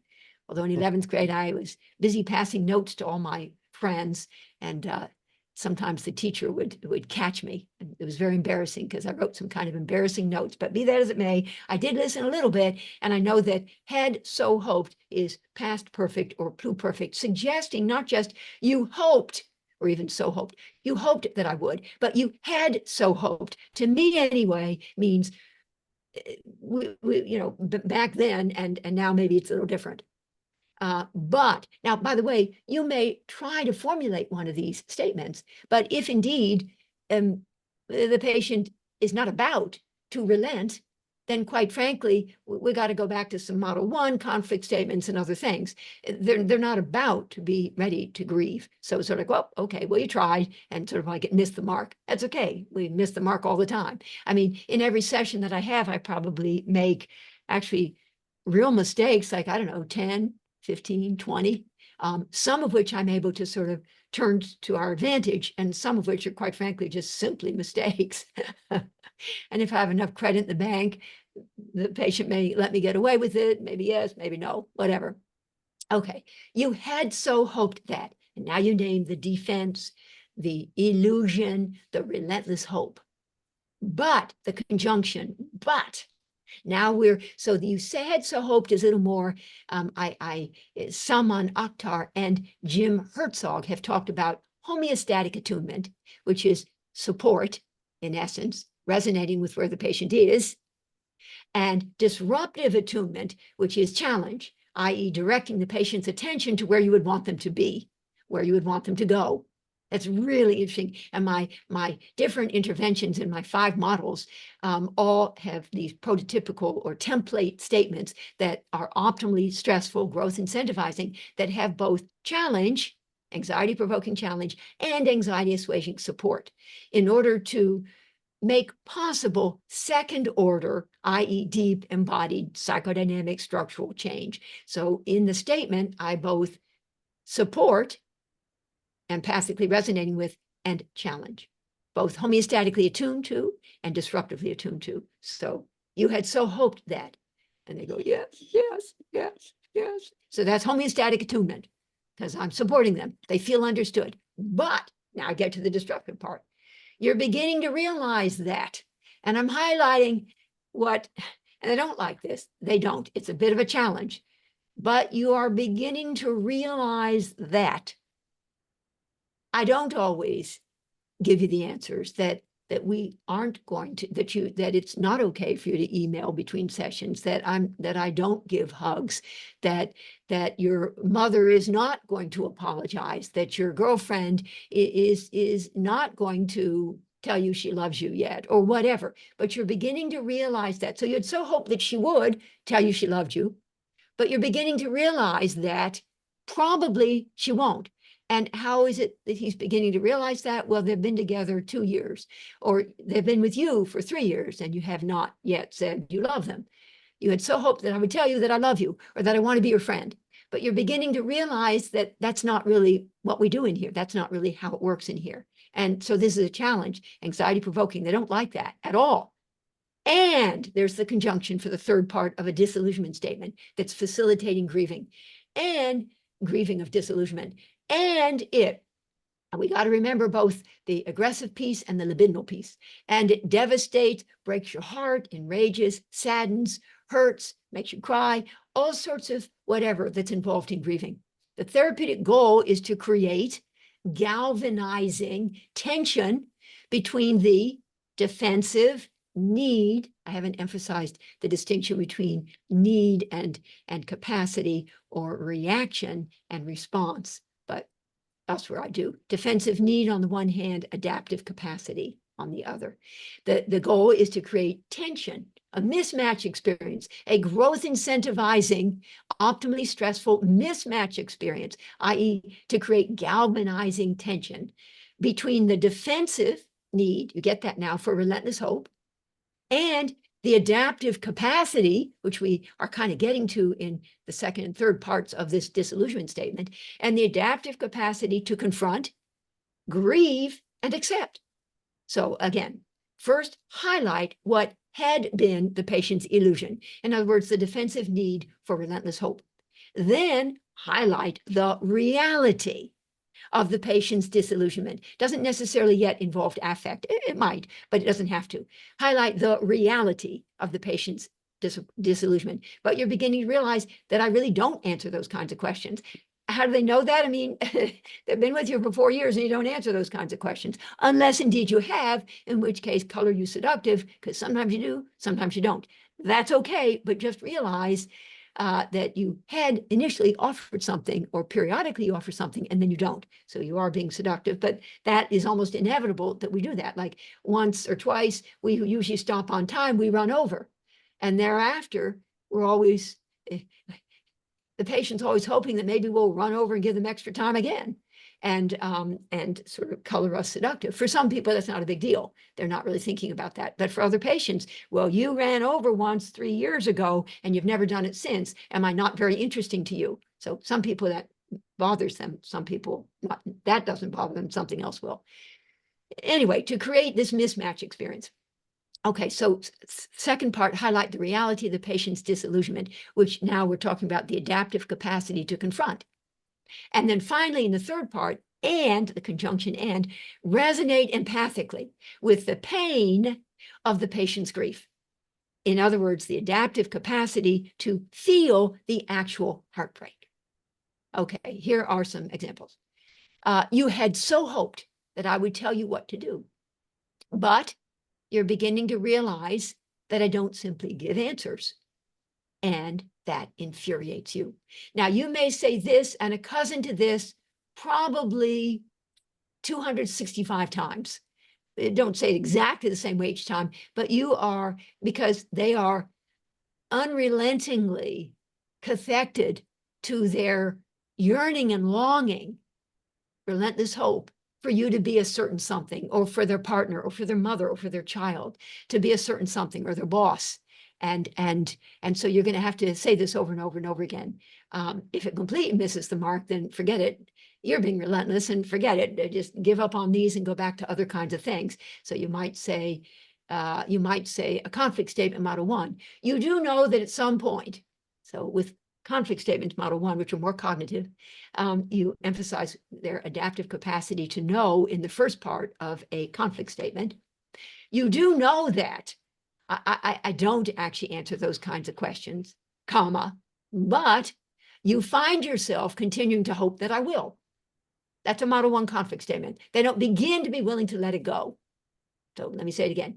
You know that I don't answer those kinds of questions. How do they know that? Because they've been with you for 4 years. You don't answer those kinds of questions, comma, but, and now we highlight their defensive need. So adaptive capacity to know, defensive need to protest, defensive need to defend, the need to defend. But you find yourself, so I'm kind of suggesting that it kind of kicks in as a sort of knee-jerk defense, but you find yourself wishing, continuing to hope, continue to wish that I would. So you just do a lot of conflict statements. You know that until you work through the upset and the disappointment that you have about your parents, that you will continue to find people in the here and now.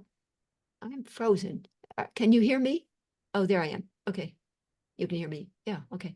Anyway, you know that as long as you continue to choose these inappropriate objects, that you will be kind of miserable and living alone, or ultimately, and with a broken heart all the time, comma, but you find yourself continuing to hope that maybe this next time he or she or your mother or your child or me will actually come through for you. So that's model 1 stuff. All right, but here we're doing model 2 when they're a little more ready to second order change, and you're going to offer them some disillusionment statements. You had so hoped, this, one of my supervisees did this one. You had so hoped that your daughter would reach out to you when you were sick, but you're beginning to realize that for now, I like to put in the temporal element for now, that for now, you are not a top priority for her, and it is a devastating loss. You would so have wished that I could know what you were thinking without your having to say it. But you're coming to see that it does not always work that way, which is enraging. So you're just kind of naming the whole thing. You had so hoped that your husband would ask you how he could help with the dinner preparations, but you're starting to get it that offering to help with household things like that is not his thing, and it saddens and upsets you terribly. I'm reminded of that movie where Jennifer Aniston, right? She wants the guy not only to do the dishes, but she wants him to want to do the dishes. They're at a difficult stage in their relationship at that point. All right. Here are a few more. Yes, if everybody could be muted, please, I would appreciate that. Okay, you know that eventually And Sarah, can you mute everybody, please? You know that eventually you will need to face the reality that your father will never change. And this realization is devastating because you had so hoped that he would. You are beginning to realize that your mother will never understand just how much she has hurt you over the course of the years. And it is excruciatingly painful because you had so hoped that someday she might actually come to understand and apologize. So you can rearrange the order a little bit. Okay, good. You had so hoped we could have a personal relationship, but you're coming to realize, albeit reluctantly, that a therapy relationship is not really about friendship per se, and that breaks your heart.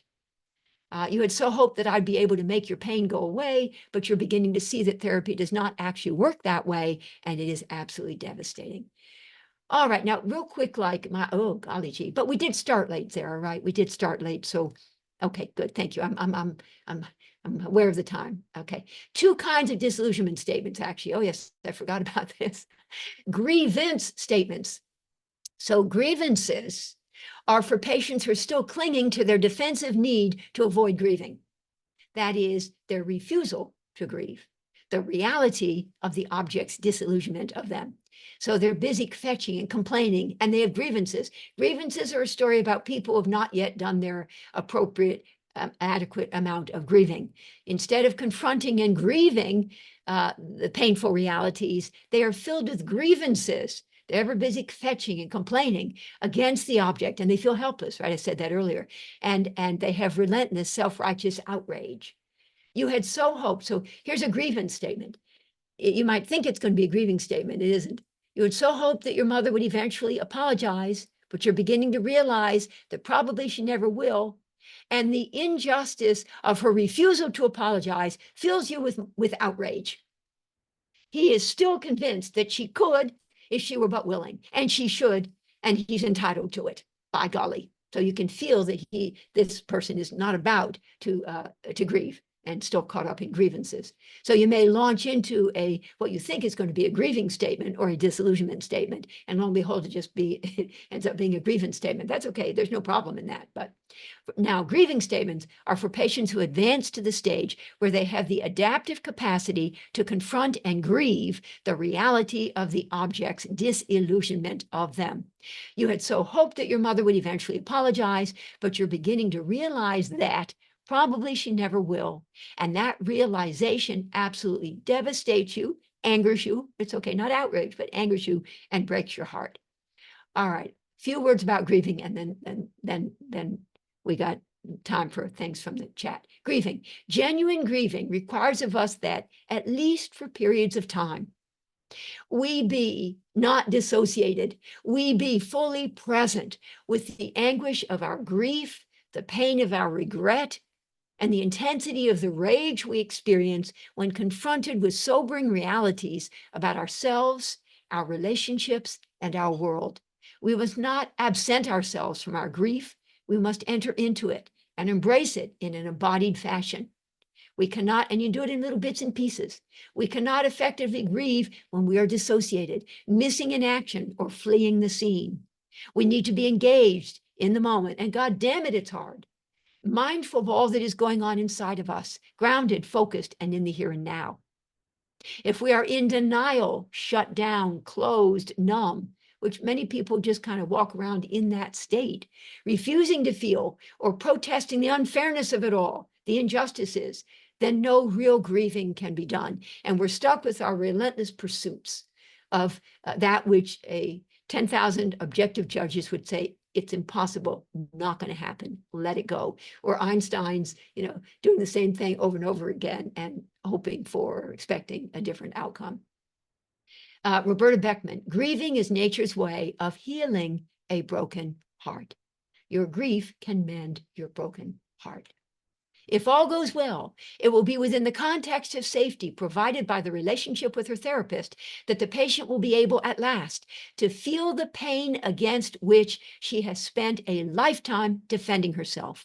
In the process, gradually transforming both her relentless masochistic need to possess and control, and when thwarted, her retaliatory, so from victim to victimizer, her retaliatory sadistic need to punish and destroy.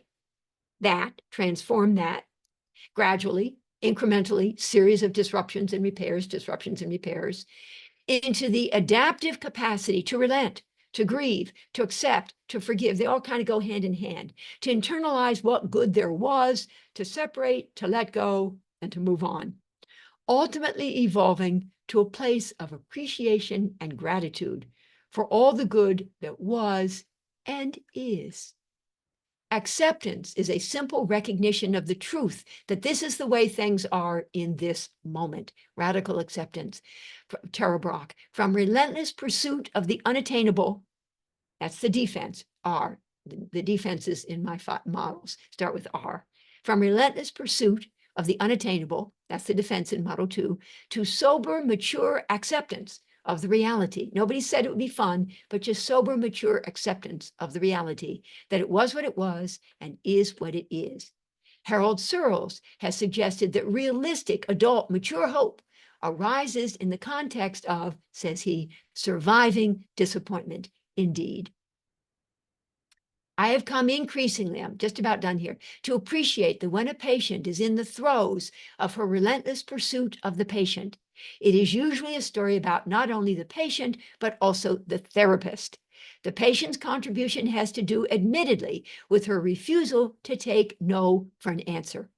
But the therapist will often have been inadvertently, unintentionally, unwittingly contributing by way of her unintended, unwitting seductiveness, whereby she initially offers the enticing promise, whether explicitly or implicitly, of yes, only later to rescind that offer with no, whether directly or indirectly. So be careful from the get-go. Be clear about what you do or don't allow with respect to email, cancellations, payment, bounce checks, missing payments, stopping on time, regularity of sessions, frequency, be so that you're not kind of shifting around a lot, although inevitably it may turn out that things come up and so on, and you do have to sort of change the way you do things. But then know that the patient might well experience you as having been seductive because you have indeed been seductive.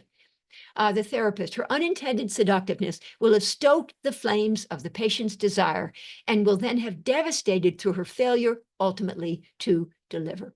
In other words, the patient's relentlessness is often co-created with contributions from both patient and therapist. Forget that.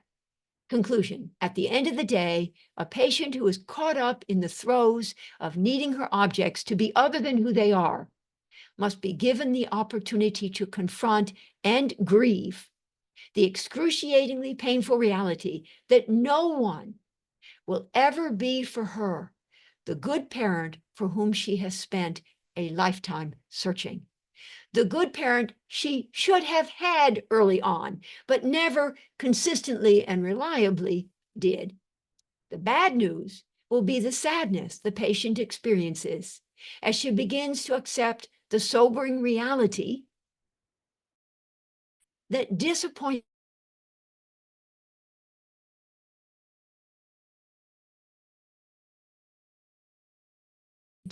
will be the wisdom she acquires as she comes to appreciate ever more profoundly the subtleties and nuances of relationship and begins to make her peace with the harsh reality of life's many challenges. Sadder she will be, yes, but also wiser. Sadder, but wiser. And I hope I'm going to say, and appreciating, I think maybe the very last side says it, I hope so, appreciating and filled with gratitude for all of what she has had and does have. As a result of genuine grieving, grievances, unmourned disappointments, in other words, will have become transformed into the healthy capacity to accept the sobering reality that we cannot make the people in our world change, but that we can and must take ownership of and responsibility for all that we can change within ourselves. So it's not like we want alloplasty, which is other people to change, but we accept that it's our responsibility to do autoplasty. I think Franz Alexander talked about that. I don't know. It's an interesting concept. Alloplasty, others, allopathy. whatever. But anyway, autoplastic self changes. By the same token, we must come to terms with the sobering reality that we cannot change our history, but that we can and must change how we position ourselves in relation to it and how we position ourselves in our life going forward. You can't go back and change the beginning, but you can start where you are and change the ending. Relentless hope. Japanese saying. Oh, phew, thank goodness I got this in here. True happiness is not about getting what you want, but coming to want and appreciate what you have. And thank you, my little minion friends. And please let me just say, if you would like to be on my mailing list or would like to join my entirely free weekly spot supervision Zoom sessions, both live and recorded for later viewing on my private YouTube channel, please email me at marthastarkmd@synergymed.solutions. And also Zara has already for most of you and for the rest of you, is going to resend or send or something the PDFs from which I was working, and so on. And so there was some references, and I will stop here now. All right, I'm done. Thank you. I know I went kind of long, but we kind of started late, so I hope it's okay. All right, so now I'm going to look at the chat, and I see I had not looked before, but I'm going to look, and I'm going to see if I could please here. So late entrance, there's no representation being shared. Is that how it's supposed to be? Oh, sorry. Okay, sorry. Please post your questions here. Okay, good. Q&A starts. Okay. Blamer and blame. Stephanie. Thank you, Stephanie from Houston. Punisher, Stephanie Barthmere. Punisher and punished. Yes, rescuer and rescued. Resenter and resented. So important to clarify that both sides have been introjected. Exactly. Yes. The one punishing and the one being punished. She is both Sado and Maso. Finally, I get it. Thank you, Stephanie. Right. They never go just the person is really masochistic. They're always both. And I see some nice nods from people. Okay, Christine Amos. When grieving begins about the loss of the object's perfect love, idealized love and approval, and her recognition of the Sado-Maso part of her relationship, is that what you refer to as benign regression in the therapy to authentic relatedness? Not specifically. That's not the emphasis, Christine, although that's an interesting point. Benign regression for me and a la Michael Bolland and so on is where you just trust. You just go all the way back and you just trust in the goodness. And it's not really of the world, and it's not, I mean, sort of, but good, sort of. I'll go sort of. So it's 3/4 yes, but most of you just trust in the goodness of the world, and you have faith that things will come through, i.e., where real change can happen. Yeah, but there are different ways to be changing. So there's model 1 change, model 2 change, 3, 4, and 5. So close. Okay, Gretchen. Thank you for the webinar, and thank you for your writing. It has been really helpful. Thank you over the years as both therapist and consultant, and as a client. Thank you. And even, I mean, for me, I learned from presenting this stuff. I've been writing about this stuff for 30 years, always sort of slightly different spin and throwing in more about victimizer and victim this time, and sort of like, I keep learning. Okay, Ed, good friend. Thanks, Martha, for continuing to refine, and clarify this most important phenomenon and process for healing. Thank you, Martha. Oh, thank you for everyone being here. Thank you, Zara. Thank you, Martha. Gemma. If a client healthily grieves a bad object in the present, will this stop the repetition compulsion?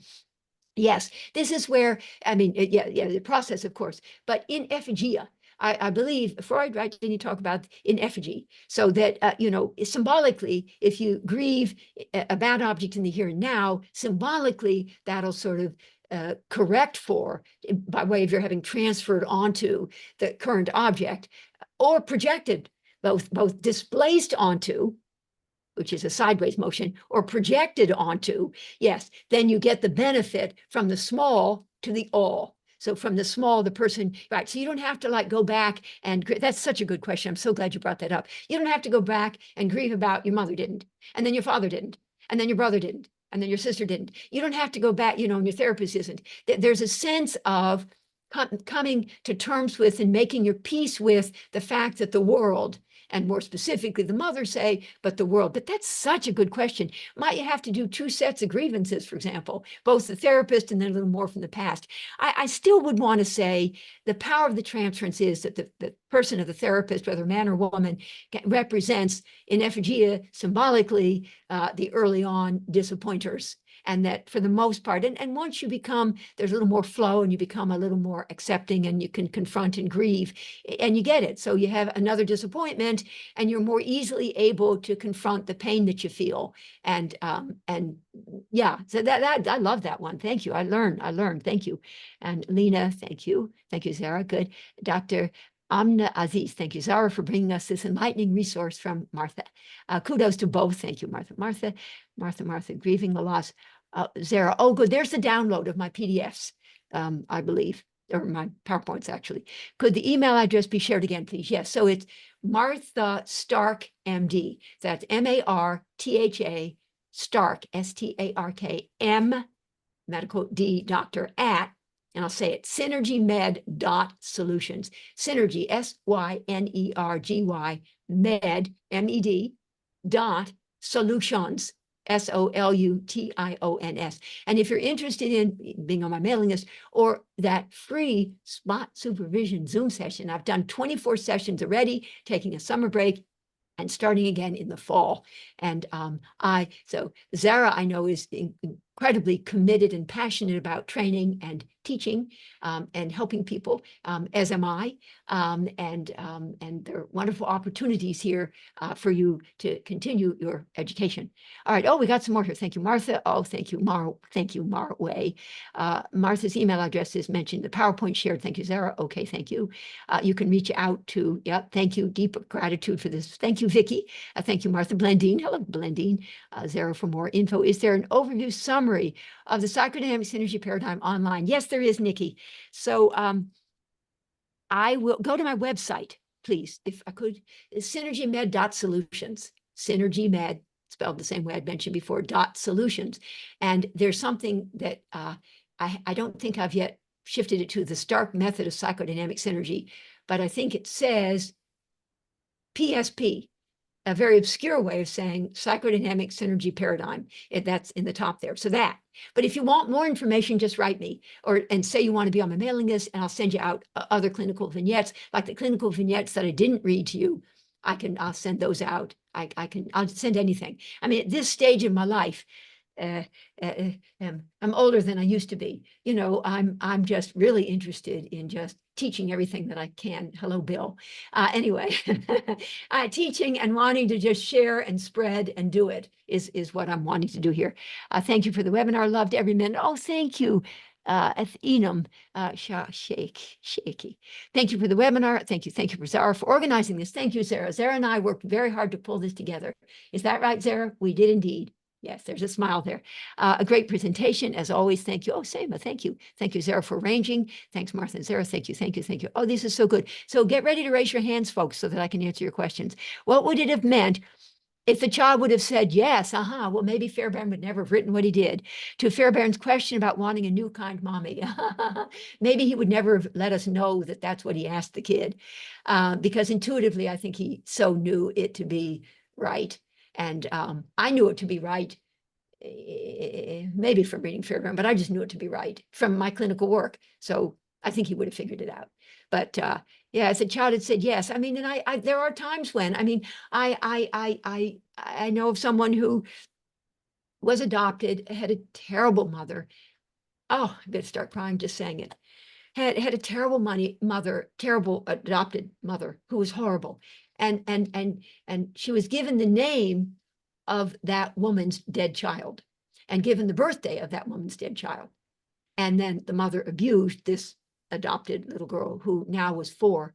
And so she actually got out of the house when she was 4 and walked back to the hospital to where the doctor had been, who had been kind and whom she would go to. The mother did take her, I guess, to the doctor every now and then.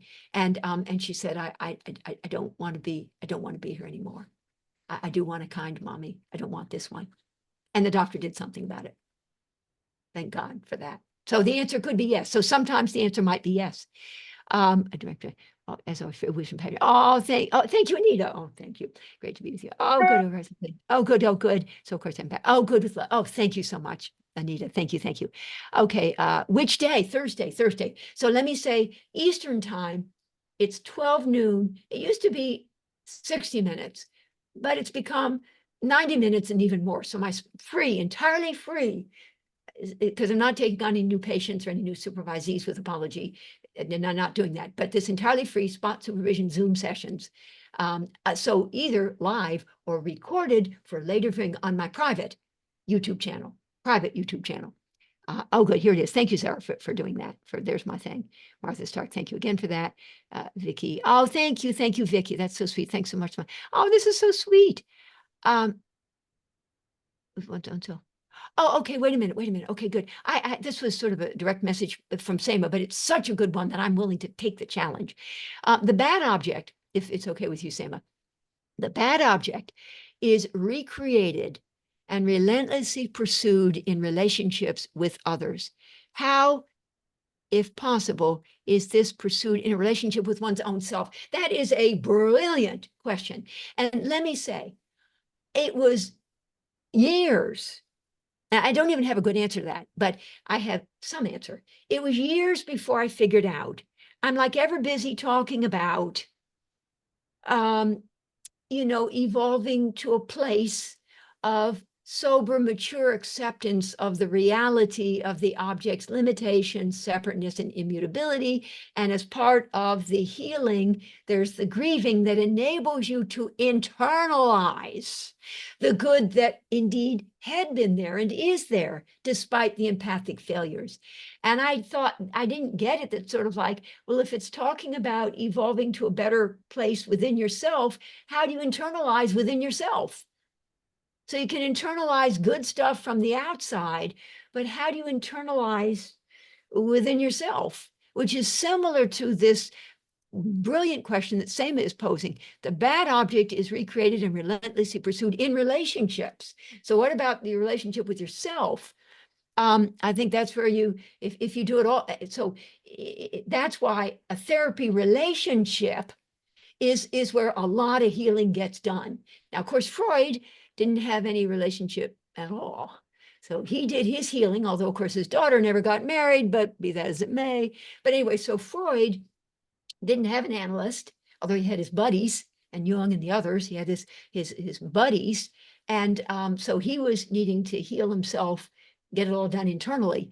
But so that's where I think if we don't have the benefit of someone, a priest or a rabbi or a beloved aunt, and ideally a therapist, a good one, which is then the relationship where stuff can be worked out. Can we do it on our own? I think that's where you can get one hell of a lot done. Just read a lot of Tara Brach stuff and meditate and radical acceptance and find something, Buddhism, and find something that kind of really makes sense for you so that you can pursue a better relationship with your own self. And it won't necessarily involve internalization in the way that being in a relationship, direct relationship with somebody will. So there are ways to do it. Do I think, yeah. So thank you. That was just lovely, Sema. I kind of answered that. I hope that was okay. Thanks, Zara and Martha. Looking forward. Oh, Philippa. Thank you, Martha. It's been super informative. Oh, thank you. And thank you, Zara. You're all most welcome. Thank you, Lauren. Thank you for organizing this. Always thank you, Lauren. Your Model 2 presentation makes so much sense. Thank you for your tenacious refinement of the material. Thank you. Okay, thank you. I am the food earner and executive director of the Relations, Object Relations Institute. I've taught these theories in the context of my theories of developmental mourning and the demon lover complex. In 2006, I was invited to have a 3-day conference on my work in Seoul in South Korea. There was a profound reaction, like negative reaction or positive, to Fairbairn's moral defense. Would you maybe, Susan, be able, Fiona says yes on that. Could you explain that, Susan? That's intriguing to me. Profound reaction. Yeah, no, in 2006, yes, there was a 3-day conference on my work in the first Psychoanalytic Institute. Congratulations, by the way, a 3-day conference. Congratulations. Anyway, Yes, it was on my theories of developmental mourning versus the demon lover complex, which has to do with the attachment to an eroticized bad object, but the splitting versus the developmental mourning and healing. I'm sorry, Susan, what's your last name? What's your last name? Cavalier Adler, Dr. Cavalier Adler, Kavler-Adler, Dr. Susan Cavalier Adler. I'm sorry for the Oh, okay. typos. I I'm the know, founder and executive director I of the know who you Object are. I just saw Relations Susan. Institute. So thank you. Anyway, go Yeah, on, please. Go I on. I know. know you. Okay. But so there was a profound reaction from the people. No, positive excitement when I talked about the child blaming themselves in the moral defense in Fairbairn for what the parent did so that they could keep the idealized image of the parent so they could feel they could survive and not know what a bad parent they were in the clutches of.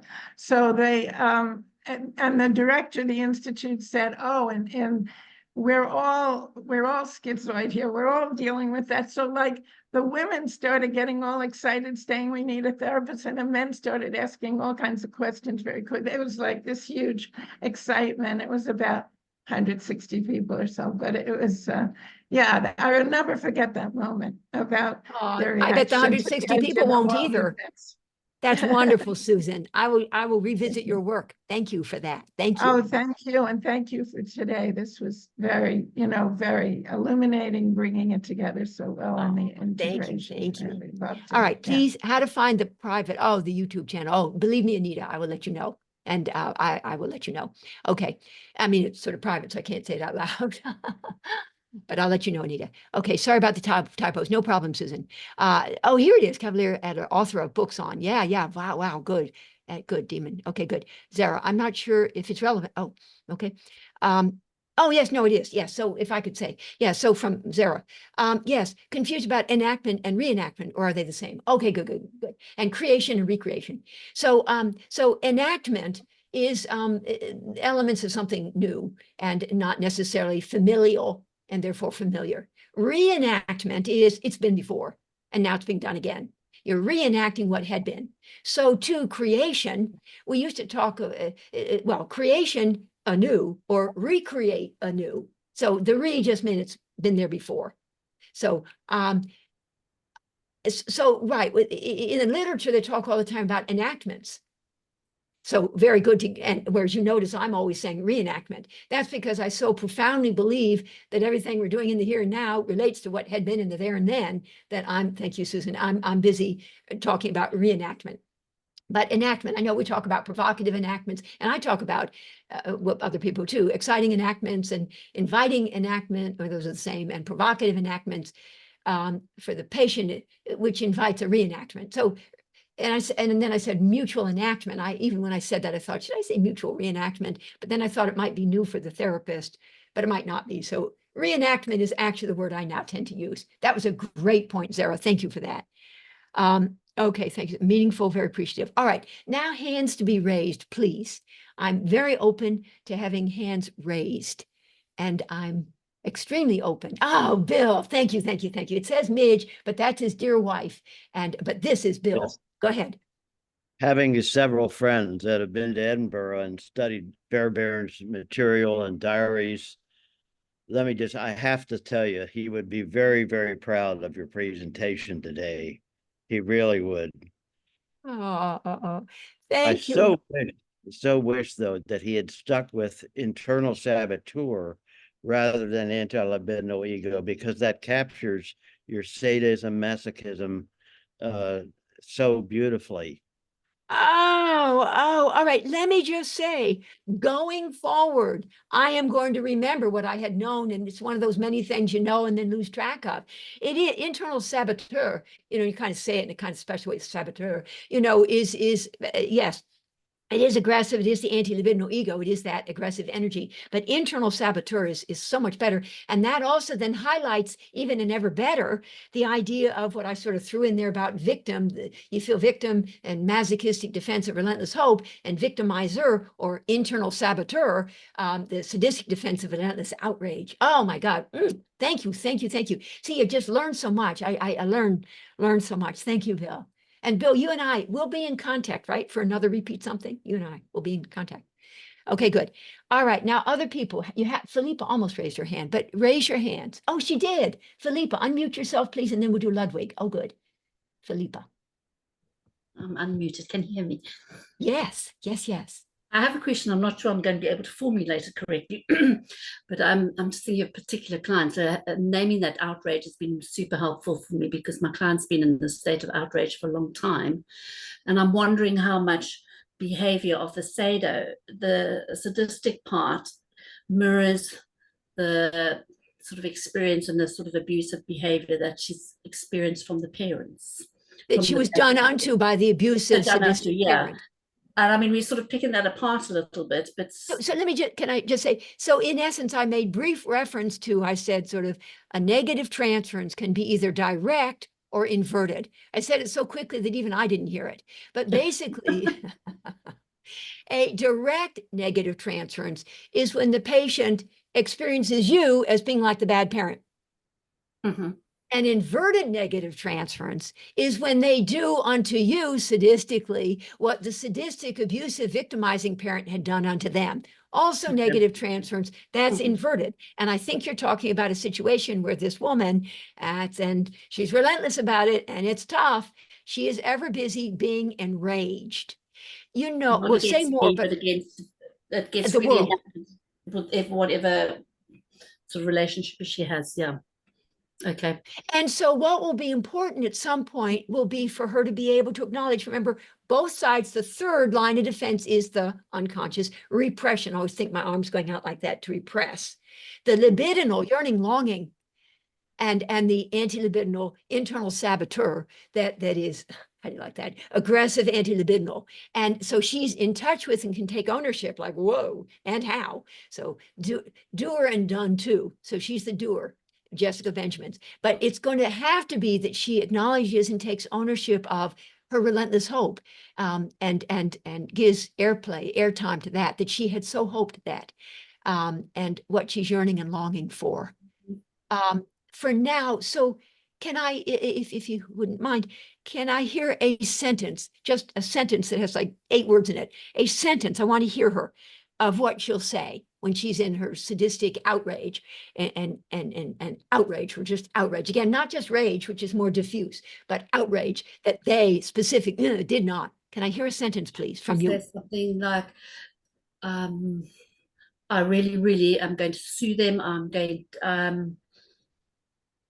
I can't think of it. Okay, that's good. That's good. It's not okay what they're doing. There's not okay what they're doing. Contact is always, I am going to sue them. They always know they've got to be scared of me because I've got that power. Okay, so what I'm going to go with this woman who is so cathected in this stance of internal saboteur and raging about, I'm going to be, for now, because this woman is probably way tougher than I am, I'm going to go with, it is just an outrage. I'm going to be completely and absolutely with her until the cows come home. It is an outrage. It is not okay. My God, sue the pants off of them. Not okay. How dare they? And because there's a sense of, she just so wants it to be understood that how aggrieved she is and how not okay and how unfair it is. And you're so going to get it, and you're just say, so not fair, God damn it, not fair, not okay, sue the goddamn pants off of them, not okay when they do that. And you might even be able to tease out, I don't know any specific here, but that the person had at one point offered the promise of something. So you'll say, when they had seemed at first to be somebody who really understood, who did have your best interests in mind, who was going to be there for you, and then they just turn on a dime, and that's it. They're just horrible. They're horrible. Want to sue the pants off of them. Sue the pants off of them. Not okay. I mean, she's going to be for And of her course, then that's to go what her on. mother did to her father. She sued the father. Oh, she actually sued her father? Yeah, Did she? the mother sued the father. So that's kind of behavior's already been Oh, there's a very precedent for that. So a Yeah, there's a reenactment. There are a precedent. reenactment here. She can do it Yeah, again. yeah, reenactment. And did the mother win? Did the mother? I think the mother did win. Yeah, it was all in divorce settlements and stuff. But yeah, Oh, interesting. So who is she trying to sue? She, your patient, trying to sue. she is trying to sue the mother. Oh, trying to sue the mother. The mother sued the father, The mother sued the father. and now she wants to sue the mother. I mean, not obviously in real time, but Not really, but she's so but outraged she's so because she is so outraged. loyal to her father. How dare my mother sued in the divorce stuff, my father, how dare she? She Yeah, didn't yeah. appreciate what an incredible, so empathy, homeostatic attunement all the way, because you do not want to be sort of running up against this woman for now, unless you had your Cheerios that morning. So you go with it and highlight how, thank you, Vicky, highlight how loyal she is to her dad. When her dad was only trying hard, he was out there working, bringing in food for the family and food for the table, and how dare the mother, and just be articulating on her behalf and with her all the bad things about the mother. Mother didn't understand, mother this, that, whatever, that father was just simply trying, blah, blah, blah, blah, blah. Now, does she indeed still have, or is somebody dead, a good relationship with the father, or is that kind of messed up? Yeah, that's messed up as well. Yeah, messed up as well, right? But she had, so on some level, here we go. The parent that is talked about second. So it seems like she's more enraged about the mother. Yeah. I may not be right about that. But the parent who gets talked about second is the one where the deepest or deeper issues are, in a way, and harder still to get to. May not be the case, but that it may turn out that at the end of all this, it's not even the goddamn mother that whatever, but the father who really broke her heart, the father who, with whom she was very close. And when she was a little girl and she sits on his lap and she was the ideal, she was the little, whatever, his little partner and whatever. And then he turned, or he then left the family when the divorce or whatever. But having and then losing is probably going to be relevant in this woman's story. Had and then lost. So you'll want to be careful how it gets brought into the treatment, and then we'll do Ludwig. How it gets brought into the treatment will be that you had done a certain something, been available in a certain way, and then you raised your fee after a year or two or three, or then you this, or you weren't available, you had to cancel for a week at last minute because an emergency came up. And be prepared for being able to understand deeply that you betrayed her. You betrayed her. You betrayed her, and you get that, and you feel that, that, and you get that. Is it helpful? Is this helpful? Yeah, that is really, really helpful. Thank you so much. Oh, good. Well, thank you. Thank you for your, and again, I said at the beginning, I really liked your energy here in your face. So if she gets to see that, eventually you're going to be able to work with her. And instead of all her grievances, she's going to do some grieving, and then she gets to internalize the good stuff that really was there for her, maybe even from the mother, certainly from the father, and certainly from you. So thank you. All right, Ludwig, please. Yes. Thanks, Martha. Yeah. My pleasure. Yeah, I thank you very much for this very clear presentation. I could follow in every detail, but I want to make a developmental remark. It is important that we are born very unripe, that the physiological prematurity in the first 12 months, we are not able to regulate oneself. And therefore, we need a co-regulation. And beautiful. And it is not only the bad or what bad mother in what respect, in respect of not able to realize this co-regulation, and therefore this dysfunctional regulation Dysregulated kid in the patient. And therefore, in the psychotherapeutic situation, we deliver or have enabled the co-regulation that was missed in the beginning. Oh, we provide the co-regulation. Co-regulation, all what you are doing is co-regulation. Co-regulation. Oh, good. Of this dysregulated patient. Yeah, dysregulated.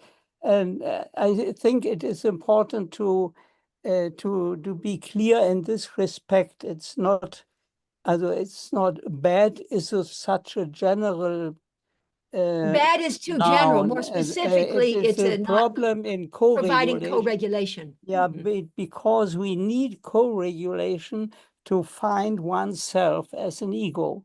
Going forward. We have not biological egos, but the egos are developmental, evolved in our relation to our early parents. And that is Beautiful, Ludwig. important. Thank you.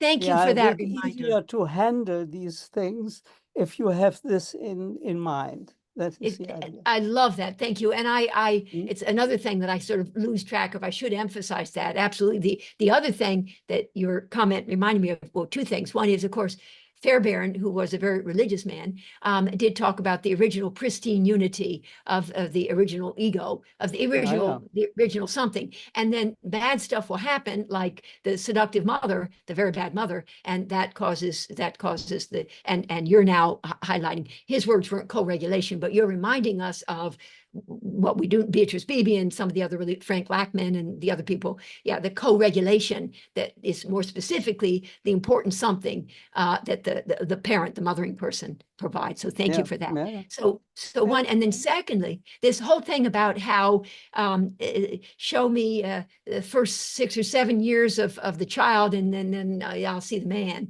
or the woman.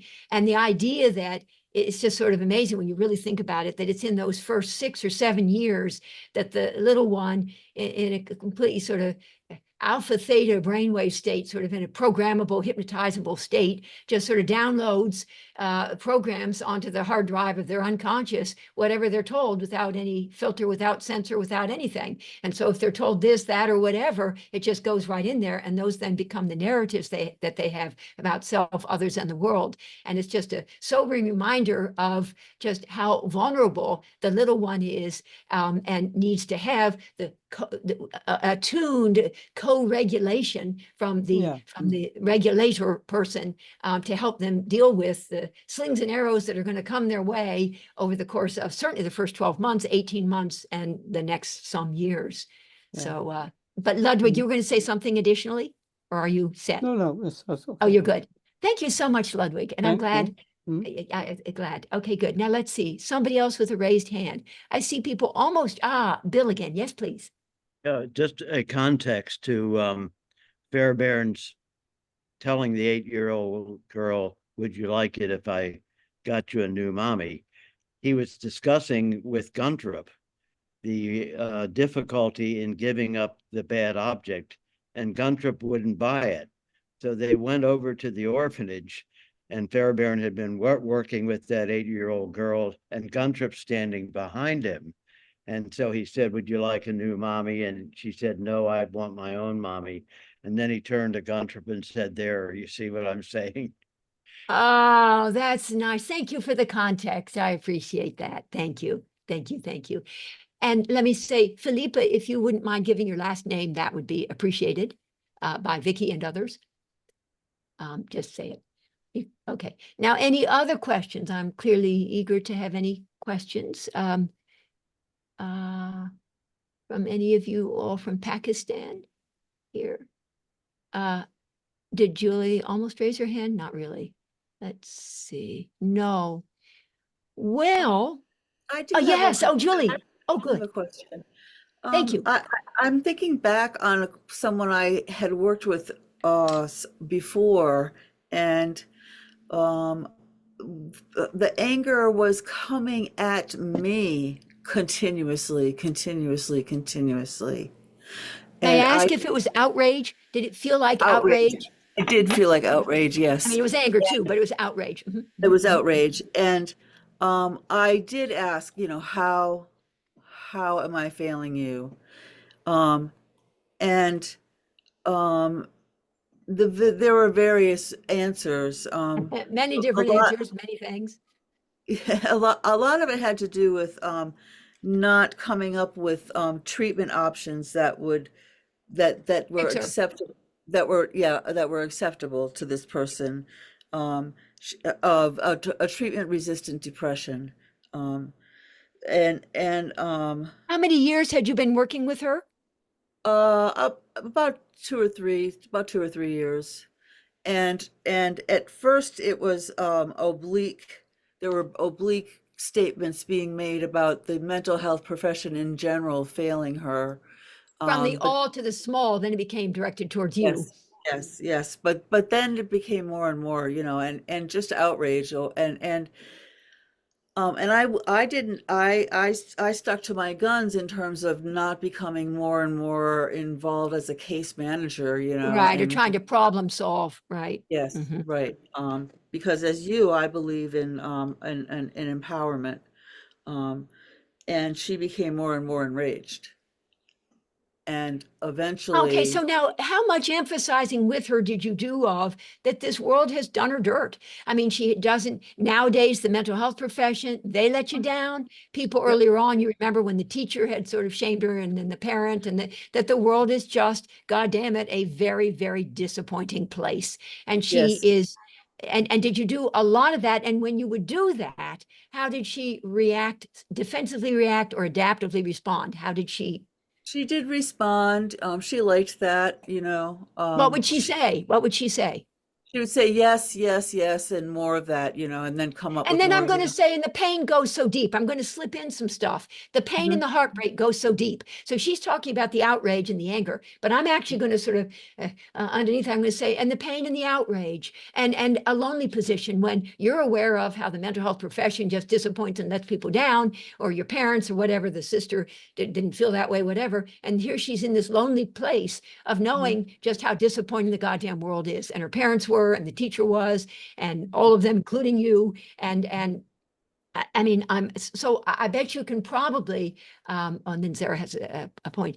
You can probably get around to softening a little bit by zeroing in a little bit on also her despair and her heartbreak and her sense that, and this is also her illusions of grandiose omnipotence that are being thwarted, and her upset. She had so wanted people to come through. She was hoping if she presented her story in the right way, and she did this and clarified. I've tried all these medications. I've tried EMDR. I've tried hypnosis. I've tried everything. I tried you even, not working. She was hoping that she could force the objects to come through for her. So mhm, it's a thwarting of her illusion of omnipotent control of her environment. So the mhm, outrage about that and feelings of very helpless and powerless in the face of people just not delivering, not understanding, not getting it. She's not okay. She doesn't like it. And mhm, if, and parenthetically, if at some point you find yourself okay with, she turns to you directly, why can't you, blah, blah, blah. And you say, my God, would that I could. Oh, yeah, me too. She said, I thought you would help me. Sort of like, yeah, I thought so too. I hope so too. And mhm, every now and then you can slip in a little bit aggressively. You can say, a lifetime in the making. Obviously, it'll take, some time to correct for it. You can throw that mhm, in a little defensively and a little bit aggressively if you want. You can do that. But yeah, zeroing in on the heartbreak and the despair that she feels. And mhm, my model 4, which is an existential humanistic one, does talk about, I describe it as either going from relational absence, the R word, the defense, relational absence, to authentic presence, the A word, the adaptation. So from defense to adaptation. And then I talk about the existential perspective from nihilistic rejection of existence.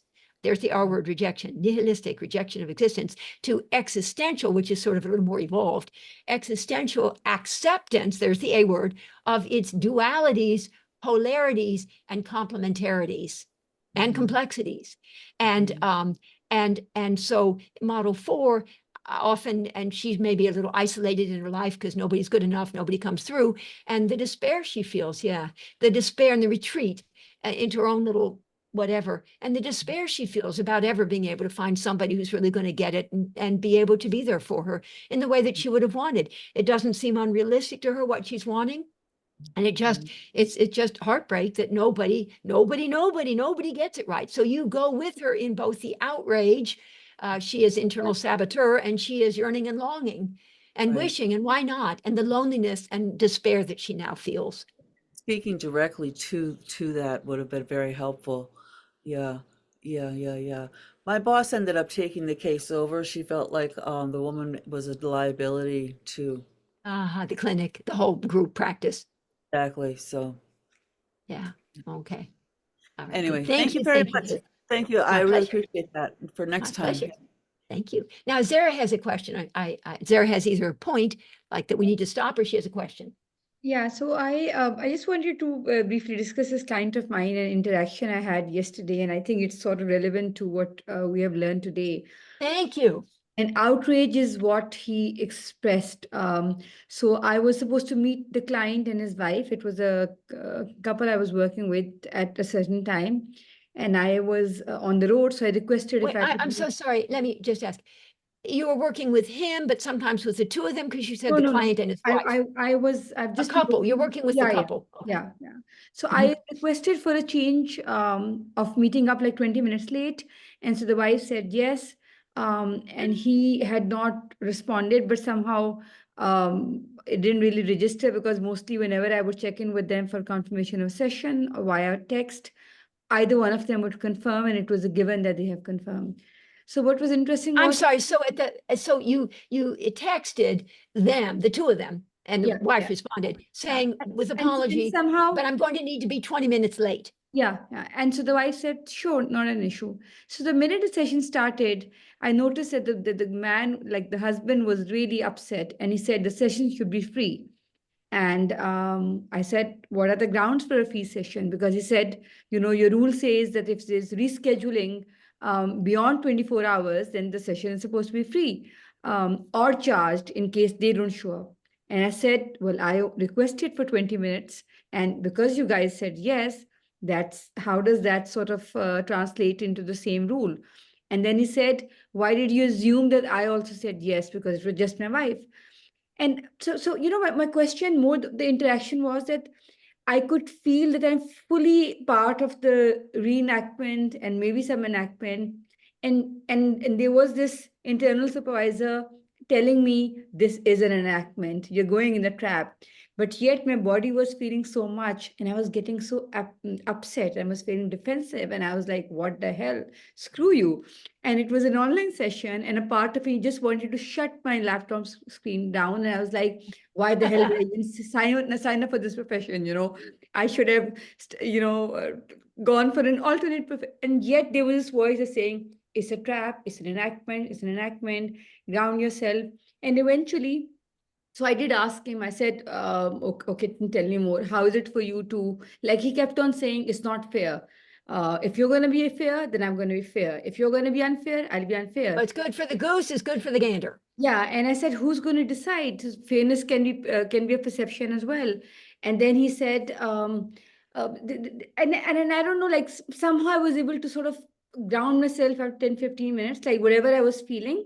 And although my voice was perhaps not communicating it, but I'm just saying that in my body, there was a lot of protest to why do I have to take this crap from him, right?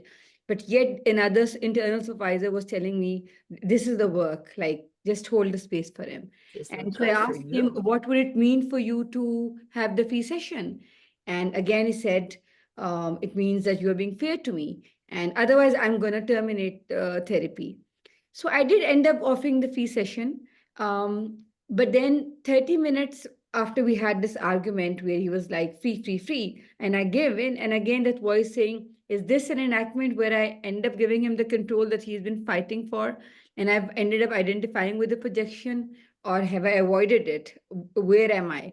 But in the last, I love what you did. So far, everything so far, I love what you did. And Yeah. even if indeed you did allow him to control you and you were participating then in what he was needing you to do, but it was his controlling you and this and that, whatever, you put up a good, I love what you did. I love what you did. And later, eventually, I mean, I have in my time sort of surrendered and sort of like, okay, I've done stuff. I changed my cancellation policy for one woman because she just needed it to be different. And yes, it was a reenactment. It was this and that, whatever. But eventually, I mean, it was part of our process. It was fine. We get to be. It's good for us to relent. Yeah, but and even if the relenting is also part of our having been controlled, that's okay too. Okay. So just one last thing. So, but in the last half of the session, I did speak. Let me about say, what- he said, I will pay for it after all. No, No. he said no. He said, I'm not going to pay. And I said, sure. But in the last half of the session, I said, look, let's talk about what happened. And I said, look, I gave in to what you wanted. But I also want to share that I felt disrespected. Unconsciously, you stepped on some wound, some primary wound that I was also experiencing.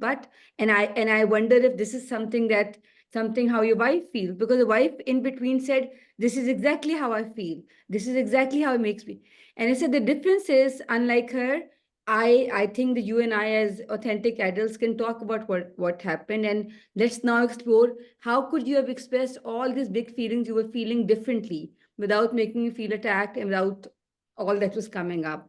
And that really softened up the space. And somehow I started to see a little boy who really wanted to be Vulnerable. seen and heard, and there was an attachment protest somewhere. And the space really turned in a very beautiful, like the energy just changed in the last half. Brilliant. Zara, that's a brilliant piece of clinical work.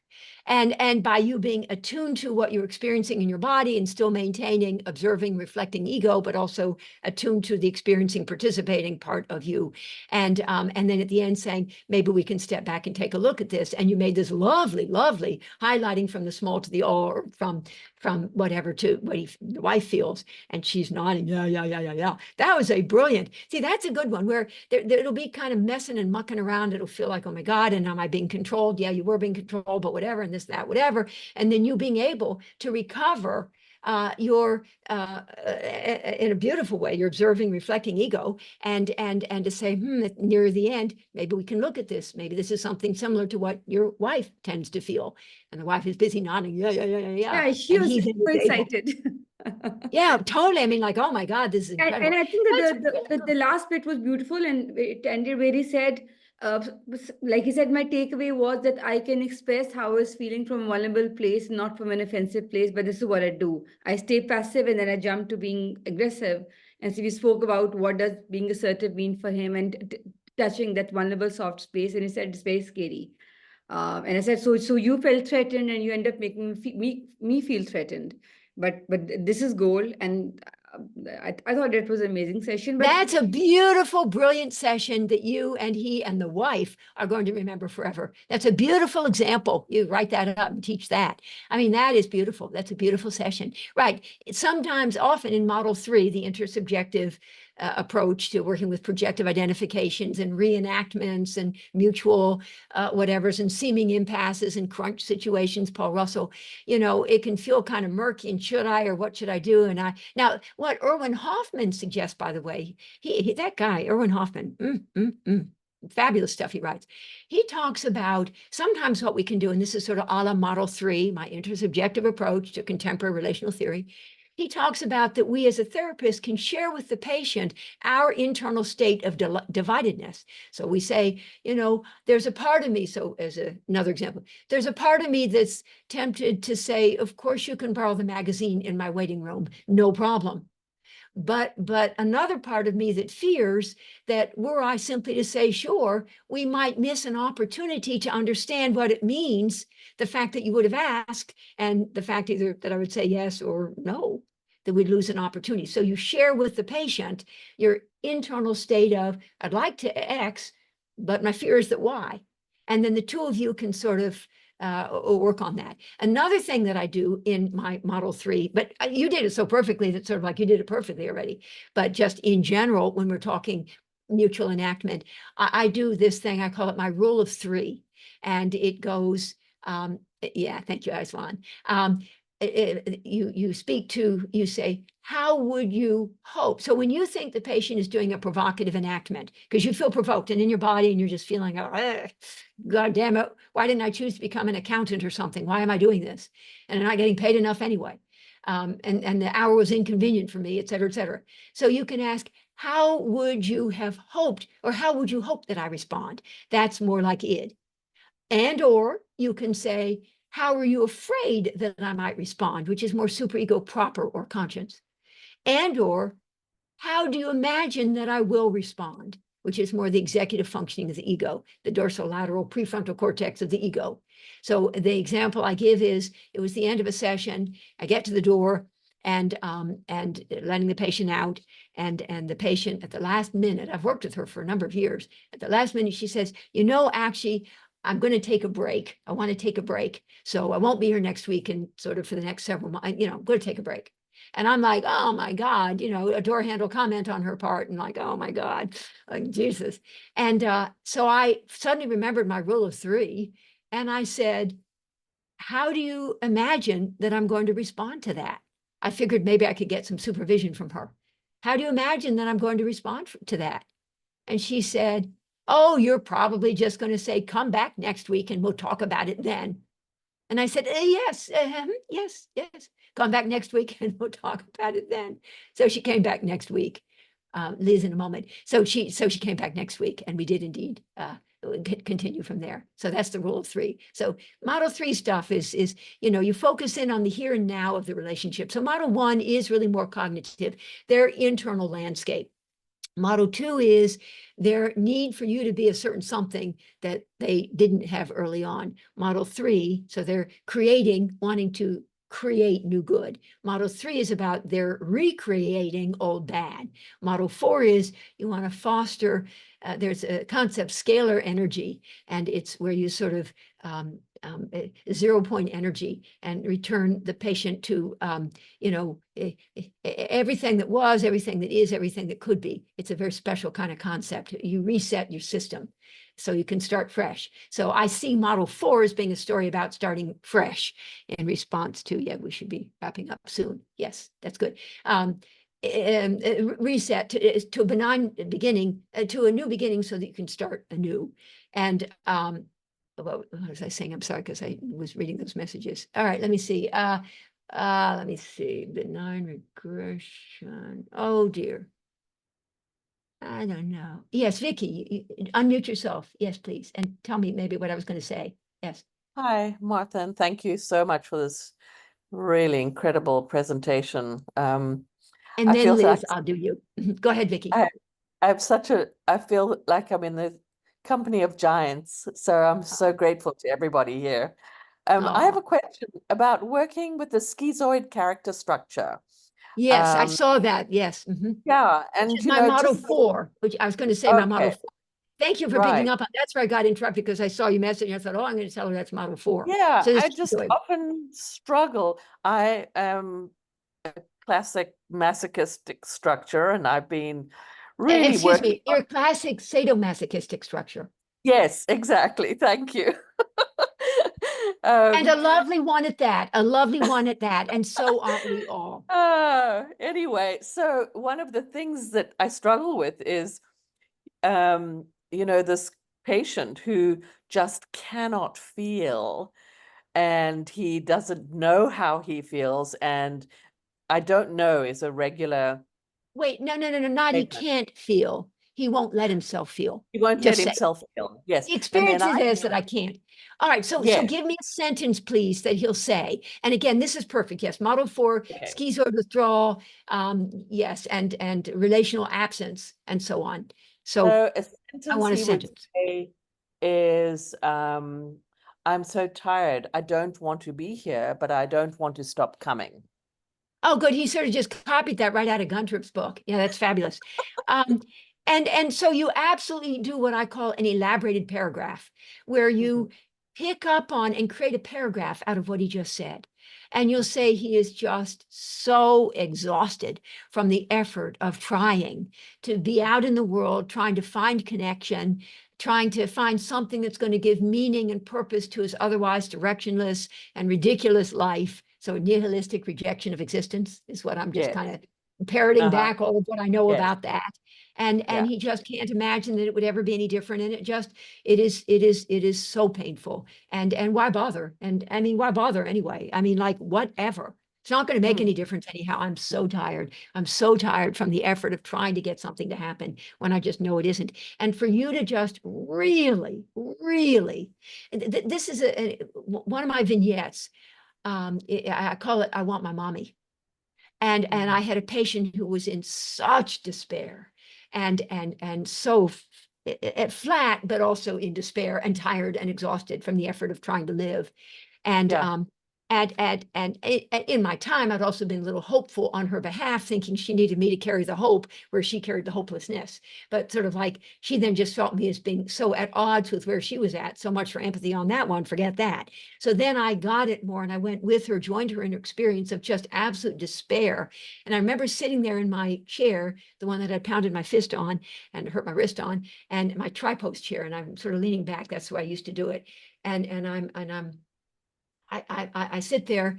Oh, bye, Susan. Anyway, I sit there and I slump into my chair, and then I say, I want my mommy. I actually said, I want my mommy. It was not a strategy. It was nothing. Thank God nobody was watching behind a one-way mirror.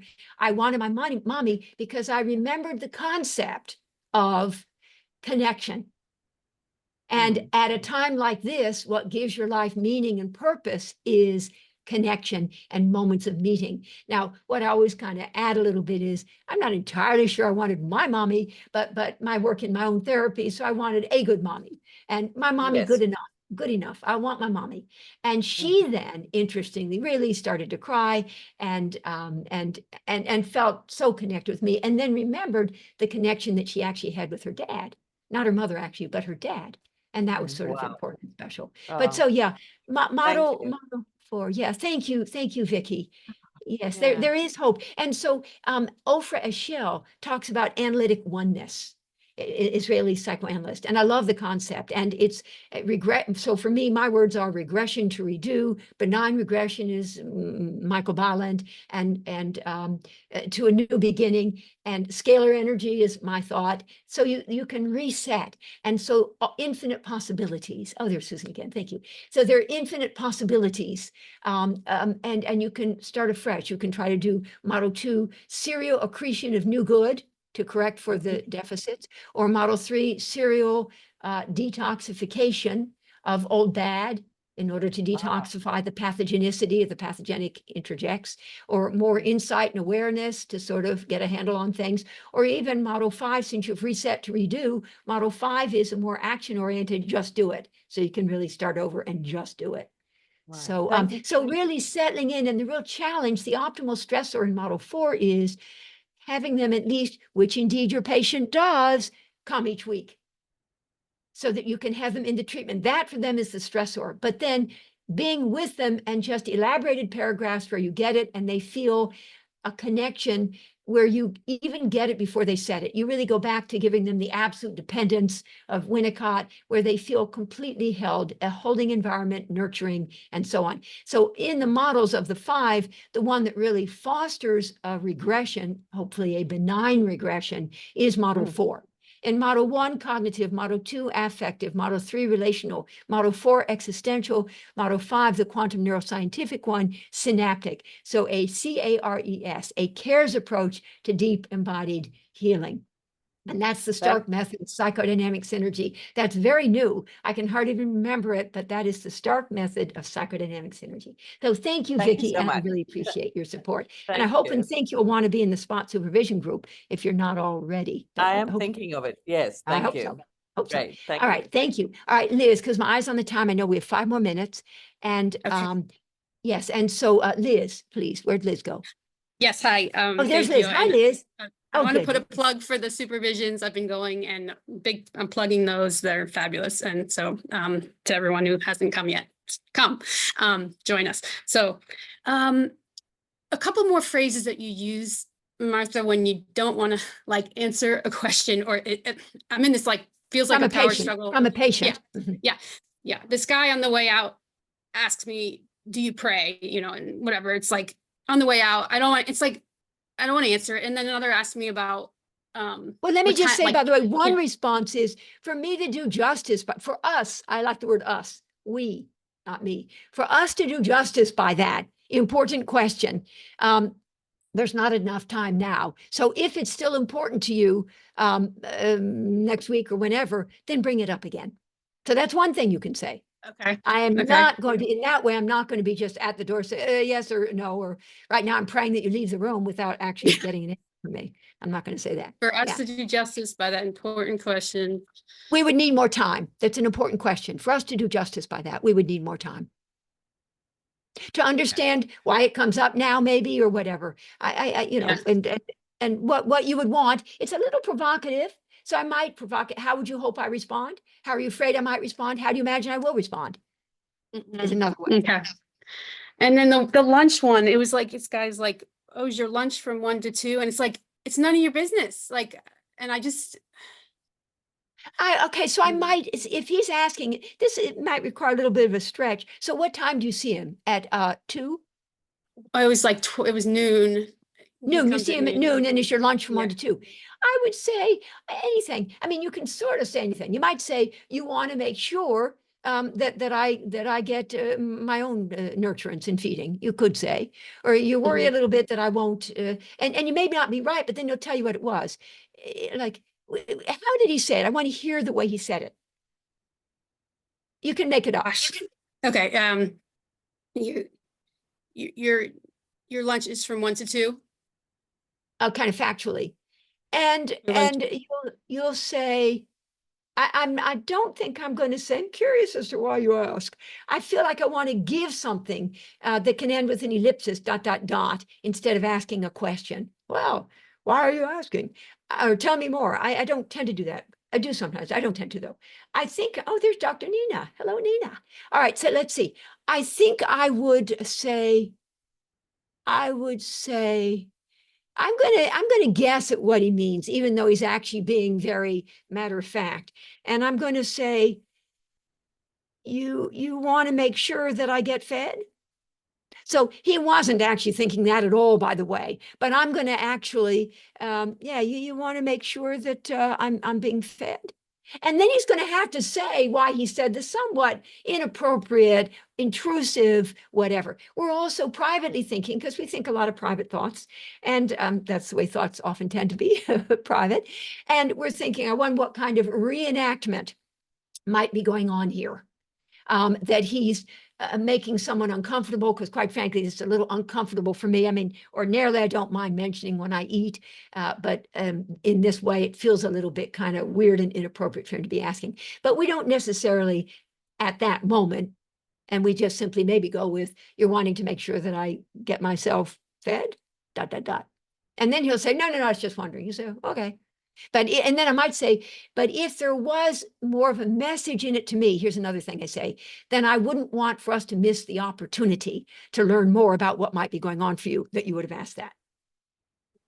If there is something more here, the fact that you're asking, I wouldn't want for us to miss the opportunity to figure out what might be going on for you. So we don't miss that opportunity to understand that. Makes sense, I'd say. Makes sense. Yeah. Okay. Yeah. All right. Yeah. Thank you, Liz. Thank you. Thank you. Thank you, Appreciate it. Oh, good.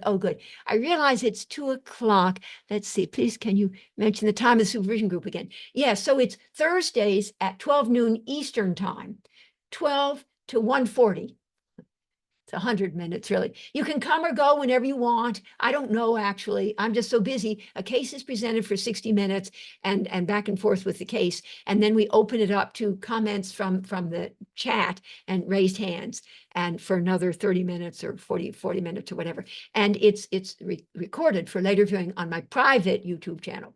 So you email me and so on. And the only prerequisite is that you have some familiarity with the START method of psychodynamic synergy and a desire to learn more.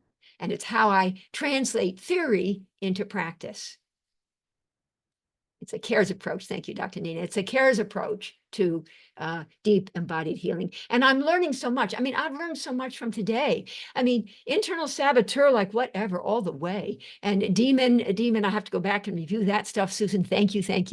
And this is good. This has been great. Now, I know I'm looking at Zara. Let me say, I believe that Zara And she presented for us a beautiful, brilliant example of Model 3 in action and negotiating at Darlene Ehrenberg's Intimate Edge. And there's going to be more of that in her Healing Matters Center, which is about training in psychotherapy, deep work, deep healing work, all sorts of different approaches. Do I have that right, Zara? And that's going to be, it's in the envisioned stage at this point. But it's going to be, it's coming soon. Is that right? Coming soon? Yes. And do you know that if you envision something, this is important from a Model 5, if you imagine something, sometimes it's almost as effective as if it actually happens, which is why during the Olympics, you're going to see that coming soon. You know, you're going to see sort of them kind of doing like the gymnast. Internally, they're imagining their routine, their floor exercise. And they say that you can do personal training, you can train fitness stuff, that you get like 50% benefit.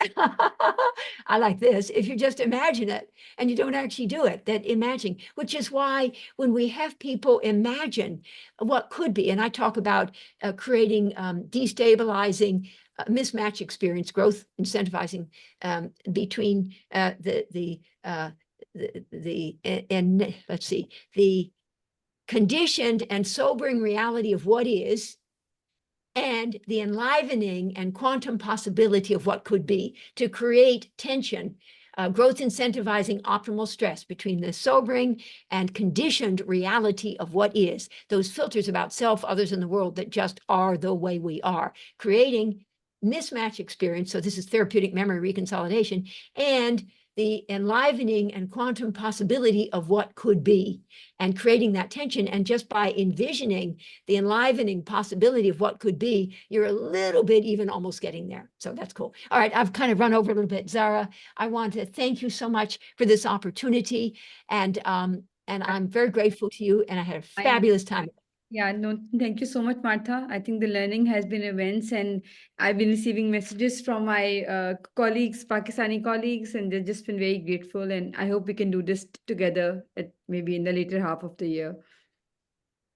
All right. Thank you very, very much, you all. Take good care. Thank you. Have a happy Saturday or Sunday or whatever you are having. Thanks, Martha. Bye-bye. Bye-bye.